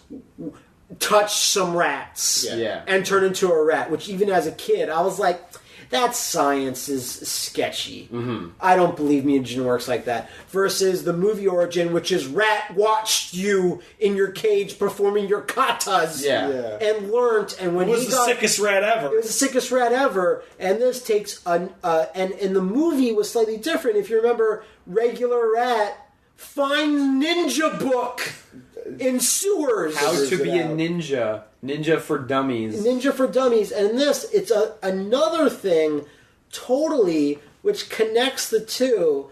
I'm not going to say anything other than the words of reincarnation. Oh, okay. It's another, like, whoa, I don't know about this. That's a nifty idea. But it was neat. It was different. A lot of mysticism in there. Yeah, and I'm reading it. It's really good. The art's how many really Shredder solid. decapitations does this comic feature? I have the first 2 volumes. Shredder doesn't even appear. Krang appears. What's Krang prior to Shredder? Yeah, and he's the coolest motherfucker ever. Is he got that big dumb robot that looks like shit? No, he looks like Mr. X in RE2. I'm on board. I gotta get this Yeah. How many people does Leonardo kick instead of cut? That's a good question. The first fight is with Mouser, so he cuts all of them. Okay. I guess. And also Splinter Cell. Splinter says, don't fucking kill anybody. I will fucking murder you if you kill a goddamn person. Okay. And then Leonardo just goes, okay, whoa. All right. And he's like, that's the only other weapon I had. if I could choose, I'd give you all bow staffs and nunchucks, which is hard to kill people with. Okay. And he just doesn't want to kill anybody. It's a really nice spin. I'll continue reading it. I bought the first 2 volumes. They all have blunt weapons except for Leo, yeah. There's this really cool character that they introduced really early on, which is their main antagonist for a while. Just asshole alley cat that was attacking Splinter when the mutagen were on him. And he's this asshole alley cat, and Splinter cut his eye, now, right? and he turns into a mutant. And he's this big buff cat guy. His name is Old Hob. Alright. And Old Hob is like, oh, I fucking hate the turtles! Sabretooth. Like Sabretooth, basically. Yeah, he's very similar to Sabretooth, where he's like, like he like licks his Sounds claws. like what you're describing, yeah. It's really, cats really and jerks. fun. Cats, alley cats especially This is confirmed. What? So did you see and or form any opinions on the all new, all different Marvel? After you told me about it, I looked at the lineup of I think Avengers, and I was like, "This is a shitty fucking group." I think it's interesting what they're doing, but I'm biased as fuck. I'm interested in what they're doing Because the main cool thing is they show off, Old Man Logan's there, and then you got X-23 in the Wolverine costume, fully taking on the role. and that supports both of your fantasies. Well, because look, the X-23's been a slow boil. Yeah. And then Glacial, I'd Then say. they started pushing her a little bit, and like the first time I saw her was in the comic Nyx, right, where she shows up as just this super fucked up street kid. Yeah. And you don't know anything about where she came from, what's going on, and whatnot. And it's like, okay, where are you going with this? Oh, it's the only like clone / spin-off. What's the word I'm looking for? Offspring type character that's not embarrassing and cringeworthy. It's like they're actually doing a decent job with it. Then she gets put in, Marvel, and then in Ultimate Marvel, and so on and so forth. And it just gets pushed to the point where it's like, okay, now you have a Wolverine replacement that's not fucking Dagon or whatever. Dakin, God. He cut up the Punisher, and then Punisher turned into a zombie. That's the coolest thing that happened with Dakin, though. So, I'm like, yeah, I support that. That's fun. That's a cool idea. I want that pushed. And you know what? That could possibly get her on Fox's X-Men claim, maybe. If you enhanced people. Yeah, no, if you have the uncanny Inhumans or whatever, right, they're calling it, and you go a whole other route with a different cast of non-X-Men, and X-23's Wolverine, then you can fucking make that movie if you want it. Hugh Jackman said... She's not an X-Man! They can stop. They can't stop. Hugh Jackman said, I'm done. Like, after this last Wolverine movie. Yeah, whatever, X-Men Apocalypse.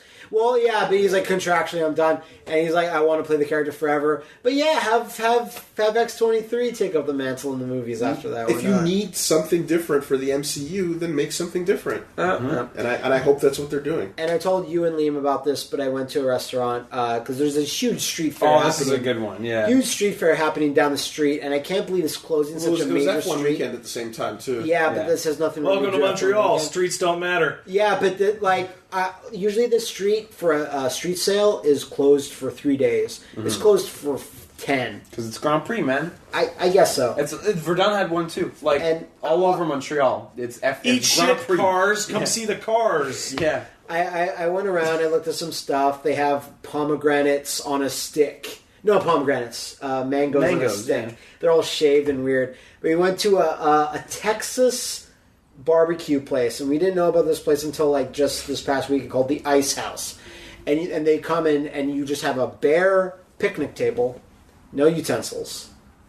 And then they go, what do you want? And they go, what? Where's the menu? He goes, I'm going to tell you the menu. The menu is fucking this. It is bourbon and lemonade. That's the drink. We'll bring you some right now. And you go, wait. And they're like, it's coming. It's already being made. And it's like some of the hardest, strongest shit I've drank. It's probably like that thing you Skull had Crusher at the thing. Skull Crusher. Well, you said bourbon. There's no mincing that. And they just plunk it down. You go, okay, well, what can I have? You can have the tacos, you can have the fried chicken, or you can have the ribs. And what else do you have? Those are the things that we have, and they're being made right now, and I'm bringing them out to you. Which ones do you want? Like, which ones do you individually want? I'll have all the ribs. And then I was 7 people. Tell us what you don't want to. Yeah, it tells us you don't want. And they brought a giant plate of nachos, which is probably the best nachos I've ever had, because it's the farthest from Doritos I've ever had. It's the weirdest corn chips ever, and they're so good. And we ate them in 1 second. There's 7 of us. And they go, okay, so here comes your fucking ribs. Get fucking ready. And we're like, what's happening? They say this verbatim? They pull out a brown paper, sheet of parchment. Piece of paper. And put it, and the guy slams an upside down metal bucket and lifts it up, and you eat the fucking thing off your table. You don't get plates. Eat it like the filthy animal you are. And I had This is that Oreos tweet brought to life. Yeah. I had the best. Does he say oink oink when he puts the bucket down? He had a French accent, so maybe not, but it was in the top 5 of ribs I've had, and brings out this fried chicken, and then goes, here's cornbread, and here's some bread that is mostly butter, but we put some bread in it, and I had as much as I could reasonably have, because I know how much I can have nowadays, where I'm like, this will fucking make me sick and throw up later if I eat too much, but I wanted... You had some of it. You had it reheated yesterday, to be fair. It's pretty tasty. It's pretty tasty. And the Ice House, and we were all trying to figure out what the fuck does that name mean. It's in Texas. Why would it be the Ice House? We didn't see a single shard of ice. It was messed up. It was a really, really good meal. I think next time we ever have... Where is it? It's literally 2 blocks away. Oh, no kidding. Cool. Yeah. I'd love to go. If we have... when we went to that meal to that Asian place... Let's go right after the podcast. I don't think about that because I need a year to recuperate. I ate too There's much. still some of that left in you. It's still... I went to the bathroom earlier, so... Well, that's it for everybody. I think that's it, yeah. Except for one thing, a byline. Me and Wooly beat Bloodborne. Holy shit, Bloodborne's good. Yeah, so man. good. Fucking so good. Early candidate for Game of the Generation. That's so absurd to say. Is it? Yes. It is. Is it? Yeah. But you can say that about anything, and we say that's absurd. Hope you read your trophy descriptions to get your plot. Yeah. Fuck. It's great, isn't it? Jesus Christ, that game is obtuse. I'm a kid now. I'm a squid now. Yeah. Honestly, it's just a weird experience when you're playing it in a vacuum of knowledge. Yeah. Because these games are absolutely meant to be played with a community. Day of release. Supporting you, and you going online to share your experiences or whatever, and getting something spoiled. I think that's a way to play it. No, I would say that's the intended way. Because there's stuff that you... I don't think so. We've bickered over They this have before. explicitly said that is the intended way here's the thing, to play right? those games. If you disagree, that's alright. But the old actual workshop, how does one... I found it. By falling? Remember, I did everything except I missed one umbilical cord. If you... I went back to the spot. If you look super easy. really, really carefully in that spot, and you're not just looking for the way to get down, you can technically see it. Also, Pat's TV brightness is super low. No, you can see it. No, because I was thinking about it, because even on my screen it was really dark, but I was like, yeah, I see you. No, I went and looked. It's visible. My TV brightness is perfect. And making contact is something that... That one's absurd. I did it. What do you want me to say? No, it's like playing the older games like Eternal Ring and stuff without the internet was fun. Yeah, you figure shit out. I disagree very vehemently. I think saying it's the way to play it is shitty, because it's like, no, I prefer playing it this way, and there's nothing wrong with that. Liam, I'm not saying the way that you are playing it is wrong. There's so much that the I look at. The implication is that it is. There's so much that I look at and go like, oh man, the explicitly stated and commonly understood intended way to play these games is as a community. Going to Yosefka as soon as possible because the game says you can go there now, and then it's like, no, wait, you're actually that's what I did. Wait. Exactly. That's what I did. It's like, how would you know you're supposed to wait? You know what I mean? Or not. Little things like things like that. Like, it's just, there's so much that... Or like even the one with the just finding your way to Canehurst, where it's like you didn't walk to the right. Yeah, but it's like I don't like the idea that I have to go on the internet when I'm playing a new game and be like, okay, how do I get the things I need to know? No, that's not the intent. The intent is that you talk to say we all played it at release, all three of us, relatively in lockstep. The intent is not that you go online and look up a guide. The intent is like, oh man, I was in Yahar Ghul and I found a fucking boss there, and I found that if you do this, and then I go, oh wow, really cool. And then later on, I'm like, oh, I did that, and then I was able to talk to Jura, and he didn't attack me. There's no intended thing. Here's what I want to say. Things in the game are meant to be missable. Yeah, and of course, you discover them however you discover them, whether that's through multiple replays or whether you're just so godlike that you get everything on your first shot, or whether you talk to a lot of people or rely on the online community. Things in the game are meant to be missable. That's the only statement I'm putting down. Sure. And remember, Liam, you also fucking swear off any of the online shit 100%. Yeah, but I mean, it's do you even read the messages? No, I turned it all off. Yeah, see, I know. Your position is so extreme onto one end. No one is criticizing you for playing that. No, just when he opened and said the way to play it, and I'm like, come on, there's multiple. I believe that, for example, the way to play that game is to use the message system that's in it. Because that's in it. It would be fair to say, well, you're nuts, Liam, and move on. But it's just the whole no, this is actually why this is supposed to be this way. Feels that is why it's supposed to be that way. Pedantic. Like I said, I feel that it's made to be difficult to find everything on your own, so that no one person can get. In an era of games, there's different ways to get holding your hand so much. Yeah, Souls and series is a thing where absolutely. it's there's no hold handing. So you have to, if you're a person that needs help, you have to go to a community and say, what does this mean, or how do I get that? That's one of the things that I like about The Witcher so much, is that they do an in-game version of that. And it's I don't know how to beat this enemy at all, period. Every time I fight it, it fucking kicks my ass. Go to the store, buy a book about it, read the book, go into your bestiary, and fucking read, and go, this thing's weak to this, and then do it. Now, with that said, the game is obviously fucking awesome. It's so good. And going on the hypothetical story that VatiVidya is proposing, that's really cool. Yeah. I like the history of Yharnam and all that shit, if that's accurate. Which seems pretty solid. He's been getting a lot better at just throwing up text descriptions from items on the screen. I've seen there's obviously a lot of people that feel that there's no gospel, there's no one true gospel. Well, no, never. There's never. You know what I mean? Gospel. So keeping that there's never a one true gospel. And it's very clear. Piecing things together. You got to see this because you did DS2 first, and then this, where it's the DS2 one feels like it was written with holes in it. Whereas this and the other, and Des and Dark Souls 1 feel like it was completely written and finished, and the whole backstory was there, and then they just fucking ripped parts of it out and said, no, that part's missing, you just don't know that If part. you kill Master Willem, you get an eye, but I'm why would I kill him? Why would I stab that guy? He's just chilling, Yeah. But, there's, You get a rune that gives you plot details. Fuck, okay. You know what I mean?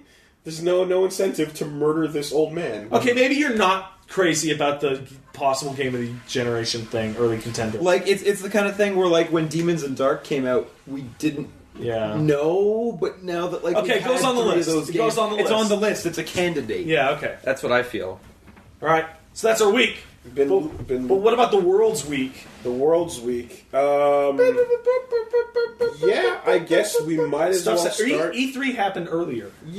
Some of it. Let's start with the big. It's leaking out of its all the way down. It's cooking. It's cooking. I'm watching an announcement cook right now. What's live breaking right now? Let's let Matt see what he fucking thinks. So go on with your first story. This is a very weird way to do this. I can't tell you anything yet. Yeah. Go on. Just tell me what it's called that you tapped on. I don't want to spoil it for Matt, because Matt, this is no spoilers in real life, and you are fighting it. You're doing it live on the podcast, Liam. This is audio. Yeah, but nobody knows. You're ruining it. There's I can't a even guy see in it. a He's cabin. turned it away from me. There's a guy in a cabin, and he's making some type of... Oh, shit, it's Turok! It's Turok 2. A new Turok game! It was just announced. Oh, That's shit! fucking sick. So Turok. See, that was worth it! Wasn't the last Turok game terrible? No, it wasn't. It was alright. John Turok? It was alright. It's not reinvented the wheel, but it was solid. It's not a candidate for Game of the Generation. So I guess is that a follow-up to John Turok? I don't know. It just said Turok. It's named Turok. So I guess the new Turok game has been Turok 2. Yeah. So it must be a continuation of the previous one. Of the dinosaur stabber. Feathered dinosaurs. Here we go. Stop! Feathered dinosaurs. That was deconfirmed, by the way. Yeah, you're right. It's true. Stop it. Never the least hypest things ever. All right, let's go to a big hype thing. Fallout 4? Yeah, Fallout 4! It's good. The least surprising announcement ever! My mom asked me if I saw the trailer. What surprises me about it is that it wasn't announced on the 14th of June. No, that's not surprising at all. That's what surprises me. Because they don't want the Fallout 4 announcement to fucking kill every other announcement that comes out of that press conference. No, sure, but I thought they would want to do it at their press conference. That's all. Yeah, they're going to do the gameplay demo at their press conference. For sure, assuredly. yeah. So, Vault 111. Yeah, dude, whatever. Like, there's tons of vaults. Yeah. They all have a different gimmick. This one's probably going to be like cryostasis, because we have a bunch of pre-war shots. Jesus. That the character supposed like unless that's a really cool intro. That's the second time anyone's ever talked about cryostasis on our group. Whatever. That was the plot of Rage. That's true. But the immediate backlash to this game is so justified because it's like, yo, that game looks like shit.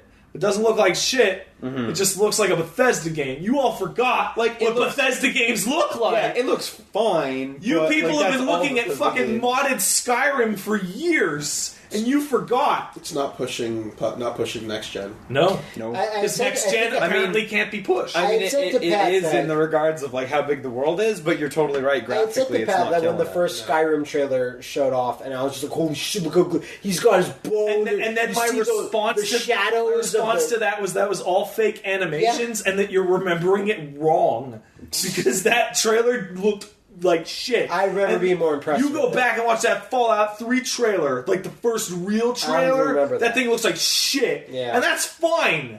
The games look fine. Mm-hmm. That's not why anyone plays them. No. They play them so they can stand on a little mountain and go, I want to go there. But in terms of this not being a cross-gen game, being purely... Oh, it does look like a next-gen game. Being currently gen, it does... doesn't look the absurd statement is that this looks like a high-res PS3 game or something is absurd. Like, it looks way, way, way better than Fallout 3. Well, and this game's particular announcement and the kerfuffle about how it looks is being hit really hard because Witcher 3 just came out and that game looks gorgeous. And plus, everyone knew this trailer was going to come out. Everyone was anticipating it. So there's no shock. Just a lot of hype. It's going to take place in Boston. That's cool. Yeah, down by the harbor. So, and let's accompany it with the confirmation from the community lead that said it's absolutely not coming to 360 and PS3. Good, great.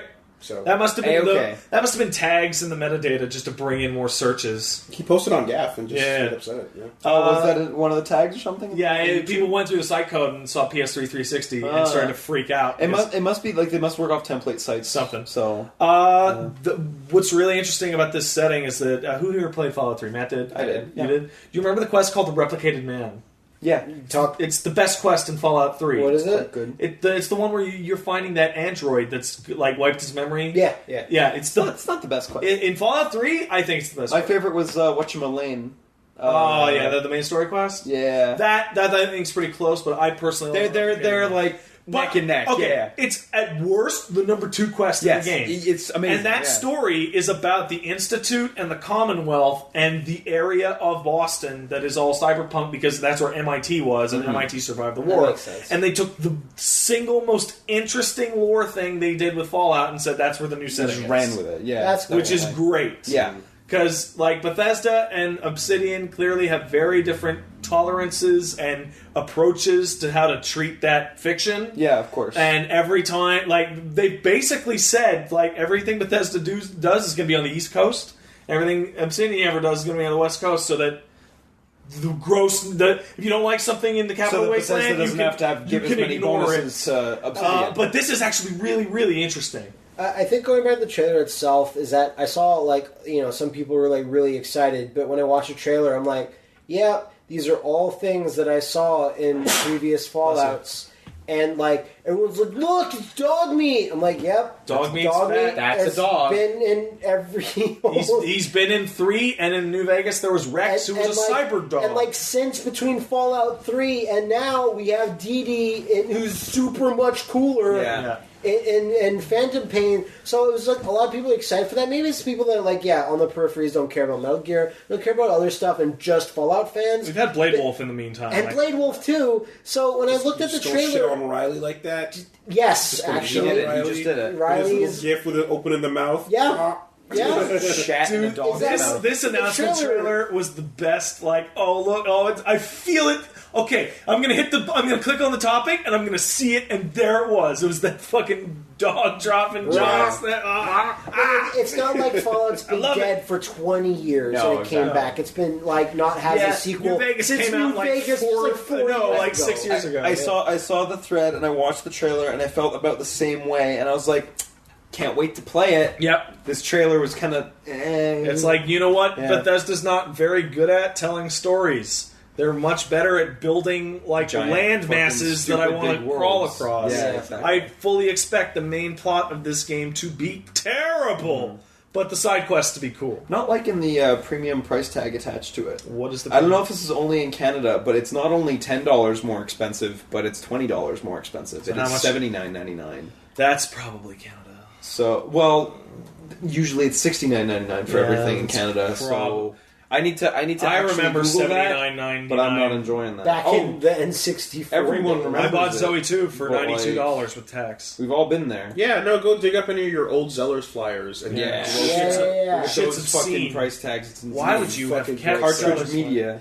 I always keep my Zellers. There is one thing about this preview trailer that is worrying, and that's that the character speaks.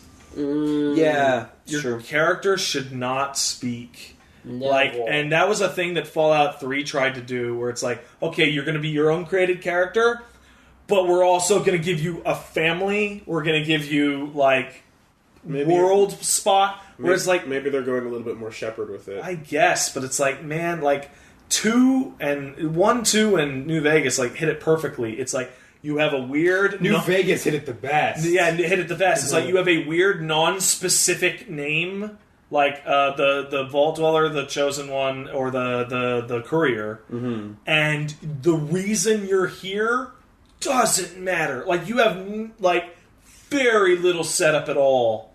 And then whatever happens in the first 10 minutes, that defines it. And it's not your family. It's not... in New Vegas, it's a guy shot you in the face. Mm-hmm. And whatever character you were before that guy shot you in the face, you have a really good reason to go find the guy that shot you in the face. Yeah. Mm-hmm. Definitely. And to have them try and, even more Fallout 3 and shepherd it up, it's like, no. I'm not sure how I feel about it either. Yeah, so I just checked, by the way. Yeah, it is $60 in the States, $80 in Canada. What? So, and I did the conversion, so it's just cheaper by $10 to buy an American copy. Yeah. It's fucking... Unless you want to buy digital, in which you don't have a choice. Yeah, exactly. That being said, it's like... Yeah, well, he's making a gross face right now. For those that can't hear his gross face. In terms of looking at a trailer, Fallout 4... But I'm still more interested in seeing the new Doom trailer. Yeah. I'm still... Well, it's because Fallout 4, we know exactly what that game is going to be already. And awesome, great, excited. And that moment that they're running towards the bomb, you're like, God damn it, they still have those shitty running animations. I cannot believe it. Look at them running animations animations in terms of you are a first-person shooter with a third-person view mode. It's the arms that are the worst, because they have the tiny little baby jog. And their torsos swivel independently. Yeah, gotta center that game, here's my prediction, that's going to be the fucking attempt 2 of the Steam mod shit. And now I'm anticipating this Turok game. Yeah. Because fucking Turok is stupid. Turok's dumb. That's why it's I so appreciate great. you indulging us talking about our Fallout, Wooly. That's fine, man. It's a game that's on my list. I just haven't gotten around to. Fair. I own them all. You should just wait for the 4th. Okay, Matt, I own them all. Matt, I just haven't booted them. Okay, if you're... I played 3's beginning a lot because it was in testing. Here's the deal, and people are going to fucking come at you on Twitter when I say this, so ignore them. Trust me. Seriously. Matt, you said something about this. Wooly, you haven't played either of them. If you have to pick one of them, play New Vegas. Yeah. It is dramatically better. And Matt, you said, I should probably play New Vegas. You should... I know that you're not great with long games, But I like Fallout 3 so much. This shit deserves it. It fucking deserves it. Because it's written better. It's got better dialogue. It's Avalon and Sawyer and the Obsidian. I'm fully informed. It's just a matter of time. You have to pick the slot of where does this go. But New Vegas is only an 84 on Metacritic, so let's not push it too far. Didn't get that bonus. Yeah, exactly. And you should play it on PC, Willie. Yeah, so you can fucking fix it. Ooh, okay, because he has a PS3 copy. I have the PS3 copy. Guess what? It costs like $4. I guess. If the choice but for you is to play it on console because you have to, because you own it, or to play it on PC, I did this for a friend of mine. I will literally buy it for you. And I will also write up a mod guide tutorial for you to get the important ones. To the good stuff. At necessary, go to your house and do it for you. This is how much I care about this game. How many mods are we talking? You haven't played the game at all. All you would install is like 2 convenience mods that make you run slightly faster and stuff like that. That sounds like cheating. No, it's not. It doesn't cheat at all. No, it's to make you like run slightly faster, to cut down on time in particular, because there's wide open stuff, and like the bug patch ones, like the community bug fix ones. Okay, like that's it. Don't the enemies have a harder time hitting you if you're moving faster? No, combat in that game doesn't matter. Okay. There you go. And Fallout. So the third Fallout, which removes the tinge from the screen. Okay. The third most important story this week, apparently, now that Turok's out of the bag, is the Steam refund system. Yeah, it's an interesting system. So this is, I guess with the deets. Yeah, I feel like it's, Steam can't possibly wash away that controversy enough. So roll out the ideas and the concepts that are going to give value to the consumer. Steam refund system is now it's an automated refund. It is not automated. It's not automated. I checked. I spoke to people. There's a human being involved. There is a human being that has to do this. It's just someone vetting them. Okay, though. It's not like the way they've announced it is that you can now request a refund of nearly any purchase on Steam for any reason. Maybe if it's a game you bought by mistake, played for an hour, didn't like it, for whatever reason. The game doesn't work. Valve will number one. Issue a refund, and the stipulations are you have to have played for less than 2 hours within the first 2 weeks. Within the first 14 days of purchase. That seems fair. So that seems super fair. That's as fair as it could possibly be, pretty much. Yeah, that's a sick ass. I remember when I was talking about this on Twitter, I got a lot of people saying, "Well, what if I tweak my settings for 2 hours in Witcher before I start to play?" Well, don't do that. If you think you're going to, if you're not sure if you like it, just you're uncertain. And there's a lot of indie developers that are like kind of been freaking out over this. Yeah, exactly. Because I want to say that I feel like this is a bit of a it's a non-issue. It's a manufactured game journalism blog issue, but you're getting something. Them reporting on some games. One game in particular is Beyond Gravity. The game is less than an hour, or it's just over an hour long. So it's a mobile game that got ported. And he had 13 out of 18 purchases in the last 2 days refunded. So for sure, it's a concern, but I think as long as your game is good, you should be fine. And by good, I mean really good, not broken, and also 13 out of 18. But we don't have any other information as to why those were refunded or why they were bought. But because I watched the Jimquisition too, and you do see the chart drop, so there is a demonstrated objective change there. And it's the big fear is people are going to buy my indie game, beat it, fucking refund it, or almost beat it, or whatever, get their value out of it. Yeah. And while that will happen, there is a percentage of people that will do that. Yeah, definitely. But the fear of everyone doing that is absurd, because people who are willing to go through that amount of trouble to go through this refund process with lots and lots of games, they're just going to pirate shit. Yeah, those people don't even factor in. The same announcement page does mention that Steam's going to be looking out for abuse of the system. Yeah, which is great. Have you tried to refund 50 games in 1 month? Exactly. It's usually the fucking point. And I wouldn't be surprised if there's perhaps a checkbox when you're submitting games that's is your game possibly beatable within 2 hours? Well, the only thing I would, or do you have refund concerns? I was thinking of what kind of fix you could do to assuage concerns about returns for indie games, which again will happen, but and the only one I could think is having a hard limit on how many times you can do it per month. if you could only return like 2 games per month or something. Like people wouldn't just be buying to be like, do I like this rentals. You know, and that shit should kick up to like 30 during big sale. If you feel that you need, let's say, more than 5 refunds a month, you might want to consider another hobby because you're clearly not good at picking video games. 5 is probably too many, exactly. But they did say... What situation would you ever be in if you... Back in my day, you rent a game, you're stuck with it for 3 days. Yeah. They did say that if you buy something... and it goes on sale, and you return it to buy it at a cheaper price. Usage, that's okay. Yeah, you know what? Awesome. Yeah, so Sony and Microsoft have been on that boat for a while too. If you buy something before a sale and you call them, they can. They're like, oh yeah, hold on. Well, you were getting fucked with that quite a bit recently, weren't you? No, that was with retail releases. That was and like shit. that was with retail stuff. Yeah. Right. Sorry. Now that being said, ideally that process sucks. would be automated. Yeah. In that, like, if something checks. goes on sale within 7 days of purchase, it should refund you the money. That being said, it will never be automated because having the losing money. Having the one extra step costs them like a bunch of saves them a bunch of money. Yeah, a ton of money. This is great. It's great. It may or may not be to dodge like European legal intervention. Mm-hmm. And you know, like I said, the issues that are happening with indie games are not unfixable. No. Yeah. So. I really believe in having a hard limit per month on returns. Like, I think that if someone's dead set on being a shit about here's the deal, Liam. you can tell. There is very likely a hard limit. We just will never know what it is. You know what? That's true. Internally, it's like, guys, look at the thing. If this guy has 6 returns in 30 days, fuck him. Mm-hmm.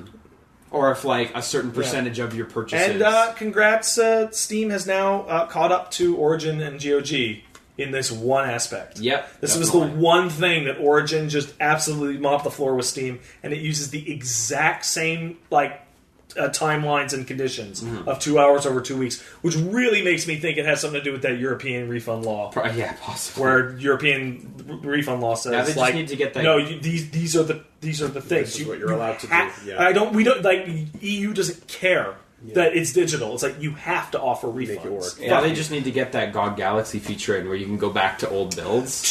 Dude. Fucking amazing. Like, if a Witcher 3 patch came out tomorrow that fucking broke my save, I just hit a button that says roll back to patch. Yeah. Fuck, that's so good. So I'm excited. Oh no. No, don't be excited. Oh no. For Turok 2, what's the catalyst excited. for your excitement? I can see it in his face. I have found the new Tim Rogers. Oh really? I'm so happy. And who is it? So, for those who don't remember, Tim Rogers is one of my favorite video game journalists. He's Mr. Time to Crate. He's not. He's not Time to Crate. He's not Start to Crate. He's not Start to Crate. Oh, then I'm an Tim idiot. Rogers is Mr. 11-page Katamari Damacy review, in which I talk about Katamari for 4 paragraphs and talk about he Japan. sleeps on someone's couch and some shit at some point. And talks about Japan for the rest of it. Yeah. I know where this is I going. love his writing. Fucking pretentious Hunter S. Thompson wannabe asshole writers in the industry. Talking about bullshit like video games that don't even require that level. Love it. Dude, whatever, So who man. is it? So the man's name is Colin Campbell. Oh, here we go. And what did he write? He wrote the best Rock Band 4 preview on Polygon you have ever seen. Yeah. He's A fucking preview. insane. Yeah. So, Rock Band 4 is doing a lot of the fun things you want it to do. It's almost missing the words, I guess, maybe. I don't know.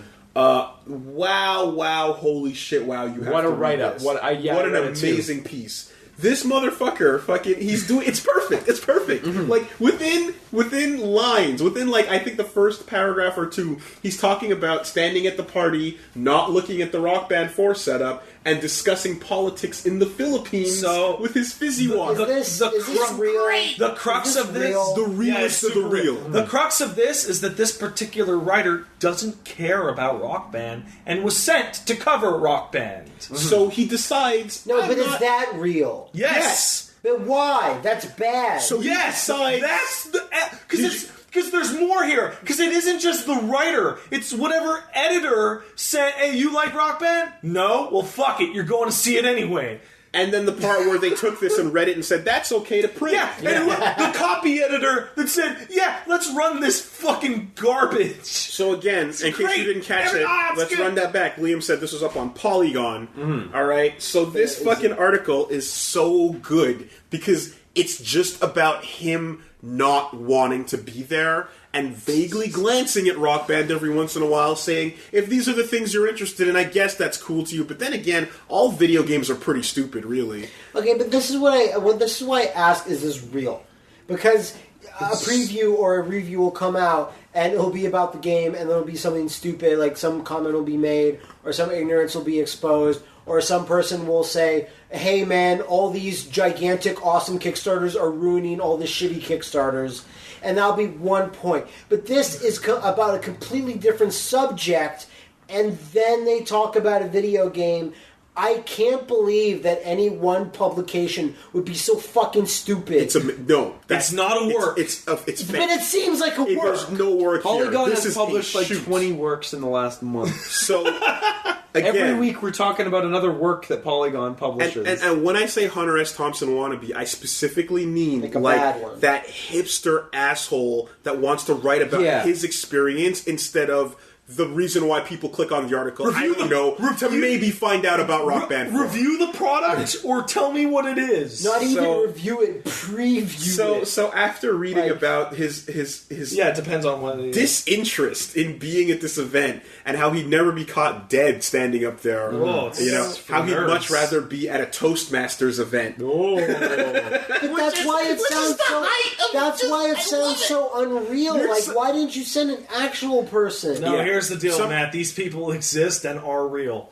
I can tell you this, that from talking to people I know that have written for publications, there's often a list of emails that everyone sees as shared inbox, and then when something is not clicked on for a while, they go, look, someone's got to take it. Yeah, okay. That's someone's got to take this. You look back to that's how you run a successful who got first dibs last time? Mm-hmm. All right, well this time you look back to like the old GameSpot days, and it's like I think Alex Navarro reviewed a Monster Hunter game. Okay, and he hated that happen. And doesn't know what Monster Hunter is, and gave it like a 7. Was like, I guess it's pretty good. Yeah, or it's like the guy that reviewed Champman and was like, "What's a Champman?" Somebody's got to do it. Yeah. But surely, in this case, at the very least, you can, I don't know, maybe just do your job. Or tone it down a little. Mm-hmm. Right. Tone down the disdain. Back in the day, EGM had Crispin Boyer, I think, and he's like, I hate any game that's not a video game, and he was sent to review Endless Ocean. This is bullshit. There's no video game here. It's the best game on the Wii. 3 out of 10. And then people were like, but this is the best ocean game ever. And he's like, shut up. The ocean sucks. So my only problem with this is that now that people notice this, the guy's getting shit for it. And you want more. I want more. Oh yeah. I want him unchained. You're want getting off on this shit. This feels like your cringe covers. Exactly. It's because it's like, I can't believe there's someone so full of themselves that they would write this, getting this. There's my review of Deus Ex Human Revolution, but it's actually the description of my bowel movement this morning. As I sprayed my butthole with vagrant rose water. A true human revolution.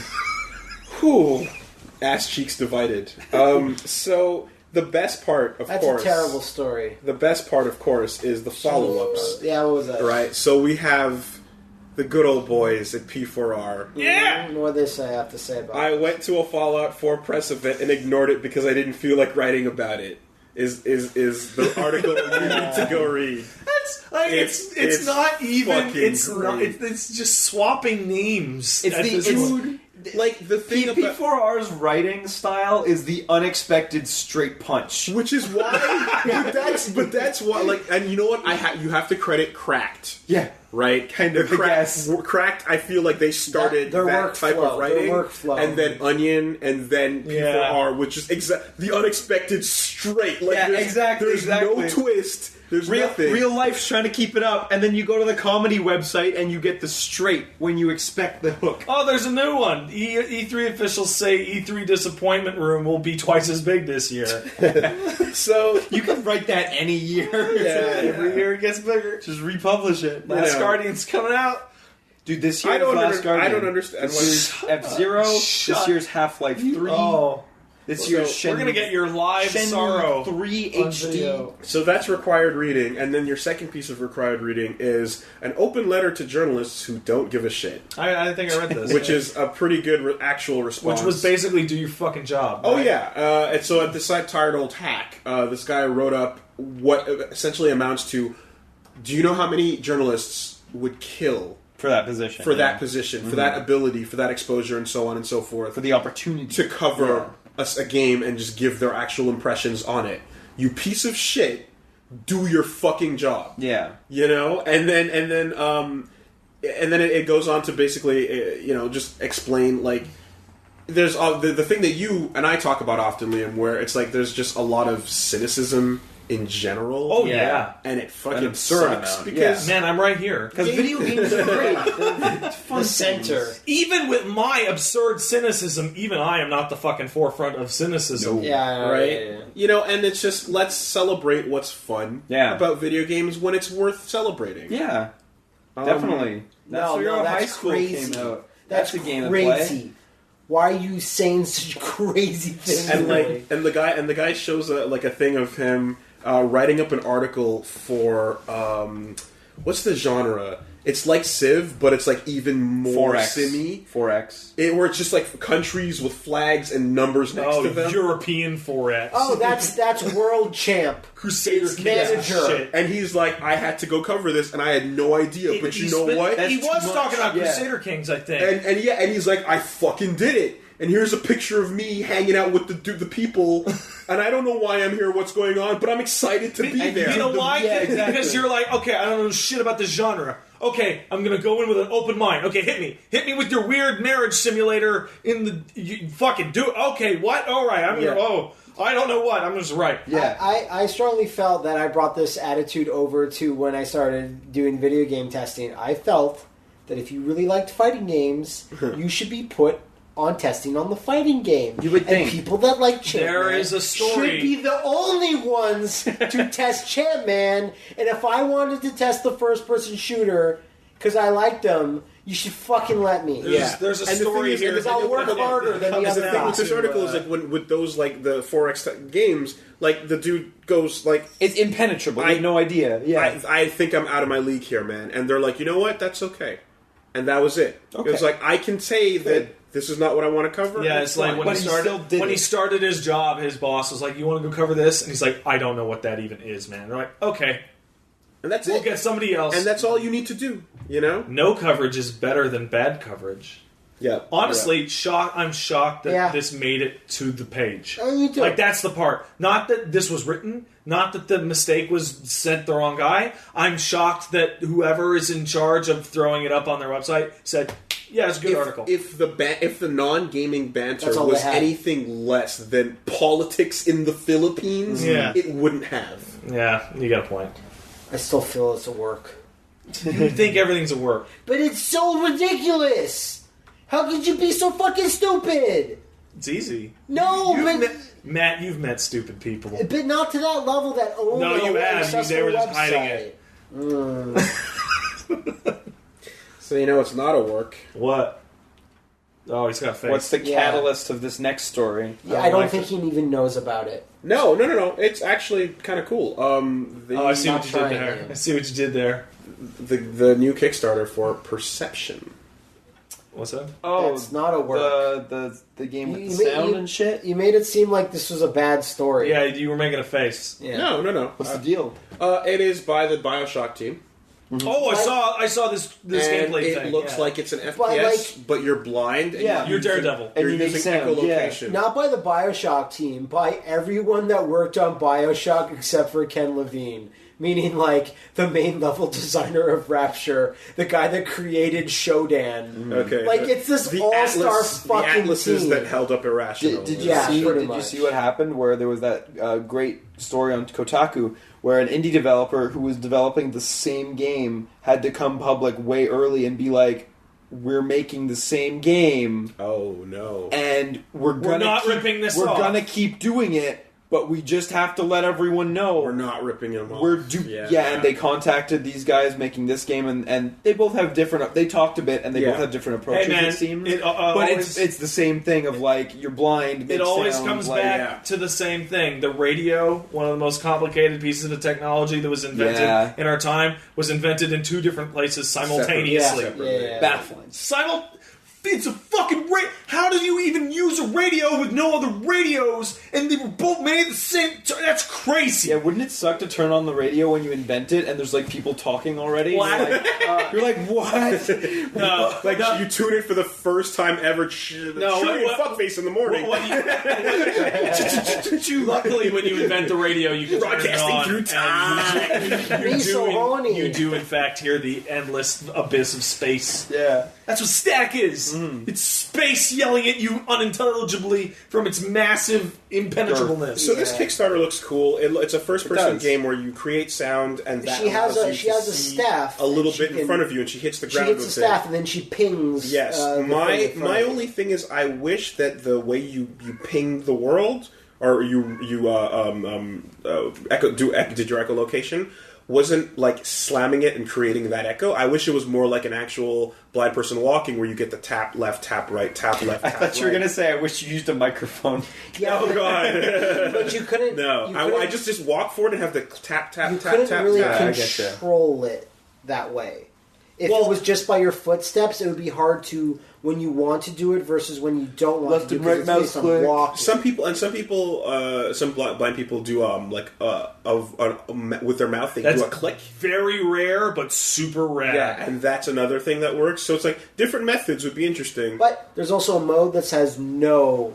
There's a mode that they're going to put in the game. There's no staff at all. Sure. There's all these little things that they. Yeah. It's just that like blind people don't walk around a house occasionally slamming the ground. Yeah. And then going, okay, now I can see in terms of a game, doll. it makes sense. Yeah, and one of the things that they show off in the very beginning of that gameplay thing is that pipes go off. Pipes make weird noises. Yeah. And the character, she goes, fucking pipes. That's going to throw me off. That's going to mess me up all day. Because, yeah, and visually, it's represented as you can see the pipes through everything. Yeah, way over there. Super visually confusing. It's like, okay, this super minor trivial thing.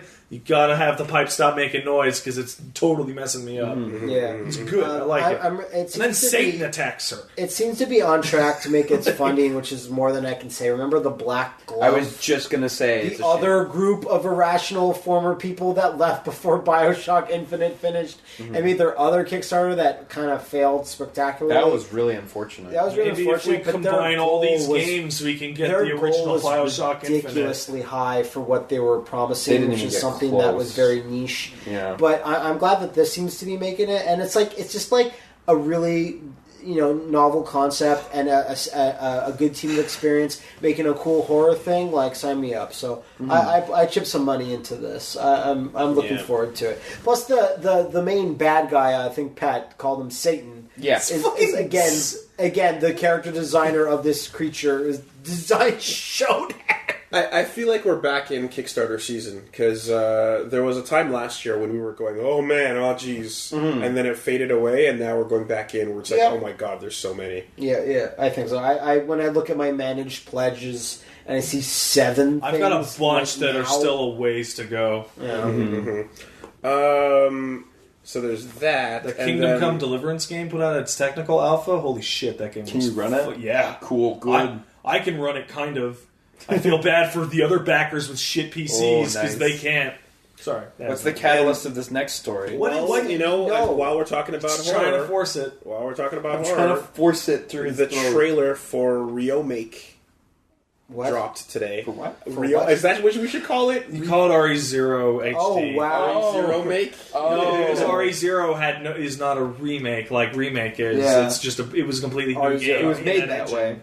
It was made that way. So this is just RE0 HD. Congrats. The worst mainline Resident Evil game is getting a re-release. Wait, which one do you hate more? Right. Code Veronica or Remake? Zero. Wow, sure. really? Code Veronica is great. I just don't like it. Zero's alright. Like, it's not as good. When I talk shit about Code Veronica, I still think that's one of the best games of all time. Okay. It's just compared to like RE2, RE3, RE1. In the trailer, I'm not that big of a fan. In the trailer, I saw there were moments where they cut to Jill and Wesker. Are there actual Wait, little, what? in that trailer, like little flashes? That must be Jill. That must be and another flash where you see Wesker, and I'm the like, was that in FMVs. the because original?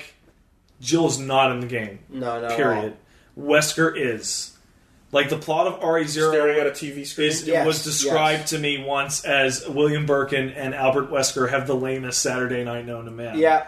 Because it is Birkin from RE2 and Wesker from everything just standing in front of a computer, watching the main events characters happen, do and shit. nudging each other, and then being like, "Oh, somebody's getting to the real mansion. We should go do RE1 and be good instead of this piece of shit." Okay. RE0 is kind of terrible. Okay. It's. I don't think it's terrible. It's just dull. There's way worse Resident Evil games. Yeah, but he said mainline. I said mainline. Yeah, I know. There's a reason you don't include shit like Gun Survivor. Because that's just hot trash. No, RE0 has 3 main problems, and they're really bad. One is all the enemy designs are fucking terrible. Yeah, they're all super, super shitty. 2 is your partner uses up your ammo if you let them shoot, which means you turn them off shooting and never shoot, but then they just stand there while you die. You couldn't actually play it in co-op, right? No, never. No. And then 3, and this is the biggest problem, is like people kept telling us we don't want item boxes anymore. We don't want the magic item boxes. I want to be able to pick up an item, and if I'm full on my inventory, just leave that old item on the floor. So what ends up happening is you end up using the main lobby and the main computer room as an item box that can't teleport items anywhere. Yeah. And if you get to the dead factory at the end, or whatever the fuck it's called, and you realize, oh, I need that grappling hook that wasn't useful for the first 8 hours of the game, I gotta go trudge all the fucking way back. It was a noble attempt to try to fix things, and they did it Old poorly. RE item management, a lot of people hate it, and that's fine. I personally like it, but the item boxes were a necessary evil. This game's item management is painful. It is terrible. Also, main girl seems way more helpless Rebecca? than the other RE Rebecca's the most helpless of them all. Other RE That's why the hero she needs Billy to save her. Straight up. Billy Cohen's the shit. And because save her. Billy Cohen is the one cool thing about that game, has never reappeared. Train level's pretty neat for yes, the train level with the moving animated gifs. And Billy's awesome. And RE0 also has one of the biggest jump scares ever. Where I was playing it at my friend's house when it came out originally, and it literally scared the shit out of me. You pooped yourself. Yeah, I pooped myself all over. And it scared the shit out of me. And I'll always remember it for that. But all of Pat's things that like the one cool enemy type in the game is the proto tyrant, because it's a tyrant that's falling apart, and that's just a reskin of an existing enemy from a different game. And also, much like Resident Evil 1, Resident Evil 2, RE0 is vastly improved by playing it through the Umbrella Chronicles mode. I was about to say, the Umbrella Chronicles and Dark Side Chronicles playthroughs that we did. That's the experience that I'm happy with. Yeah. Guess what? For RE0, absolutely. So here's what's going to happen. RE0 is going to come out and do not nearly as well as Remake, because it's not nearly as good of a game. And then Capcom's going to say, well, I guess you guys don't want these remakes of these. We were going to do RE2, but I guess you guys don't want it. You failed the Capcom test. Here's what's going to happen. If RE0 came nightmare out, scenario. If RE0 came out, I was right about the RE0, wasn't I? They were going to make it. Yeah. If Zero comes out in 2 or 3 months, I'd be like, oh yeah, no one's going to want to play more of it that soon. But since it's coming out in next year, I think there'll be enough demand that it'll do okay. It'll do okay. And I know the Capcom test better than anyone. I like Monster Hunter, for fuck's sake. I'm not convinced that they do Capcom tests anymore. They do. Explicitly said that Remake was a fucking huge test. It was straight up. And it passed them. But I mean, this now, the second game. Yeah, they said straight up, when Remake came out, we've had a lot of people talk to us over the years about remaking these classic games in HD, and then it came out. I was like, oh, I guess you guys really want it. Look forward to more HD classics in the future. And everyone, oh, it's going to be fucking RE0. And here's RE0 coming in, and RE0 is going to bomb in comparison to fucking Remake because it sucks in comparison to Remake. And they're like, oh, I guess people don't like the classic Resident Evil games as much as they did. It's the same every time, every game. You remember what they did for Umbrella Chronicles and fucking Darkside Chronicles and that shit? But remember, people don't actually want more Darkstalkers. They don't. No, that one's real.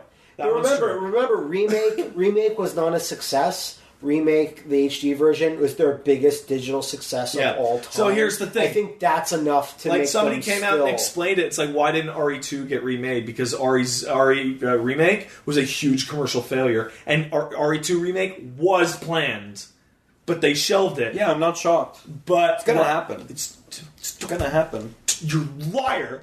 You were lying. Devil May Cry 5's happening too. Okay, that I believe. But then why would you believe that? Because Mega Man's coming back. Stop. Did you enjoy RE Rev 2? Yeah, I did. Then you got but hold on. The Resident Evil 2 remake has been hanging over my head and the people who care's heads since fucking 2000. And when did remake come out? 2001. I don't know. 2002. It's been hanging over my head for fucking 13 years now, and they have talked about it over and over, like every 2 or 3 years. It's the Microsoft cares about PC gaming of Capcom. Sure. And every time they go, oh, well, the vast majority of the time, the only reason they talk about it is because people are asking. So make it! No, but it's this is the time, then. But they did. You just boot up Darkside Chronicles, and there you go. That's in there. Problem is, why would they need to remake a game twice? That's crazy.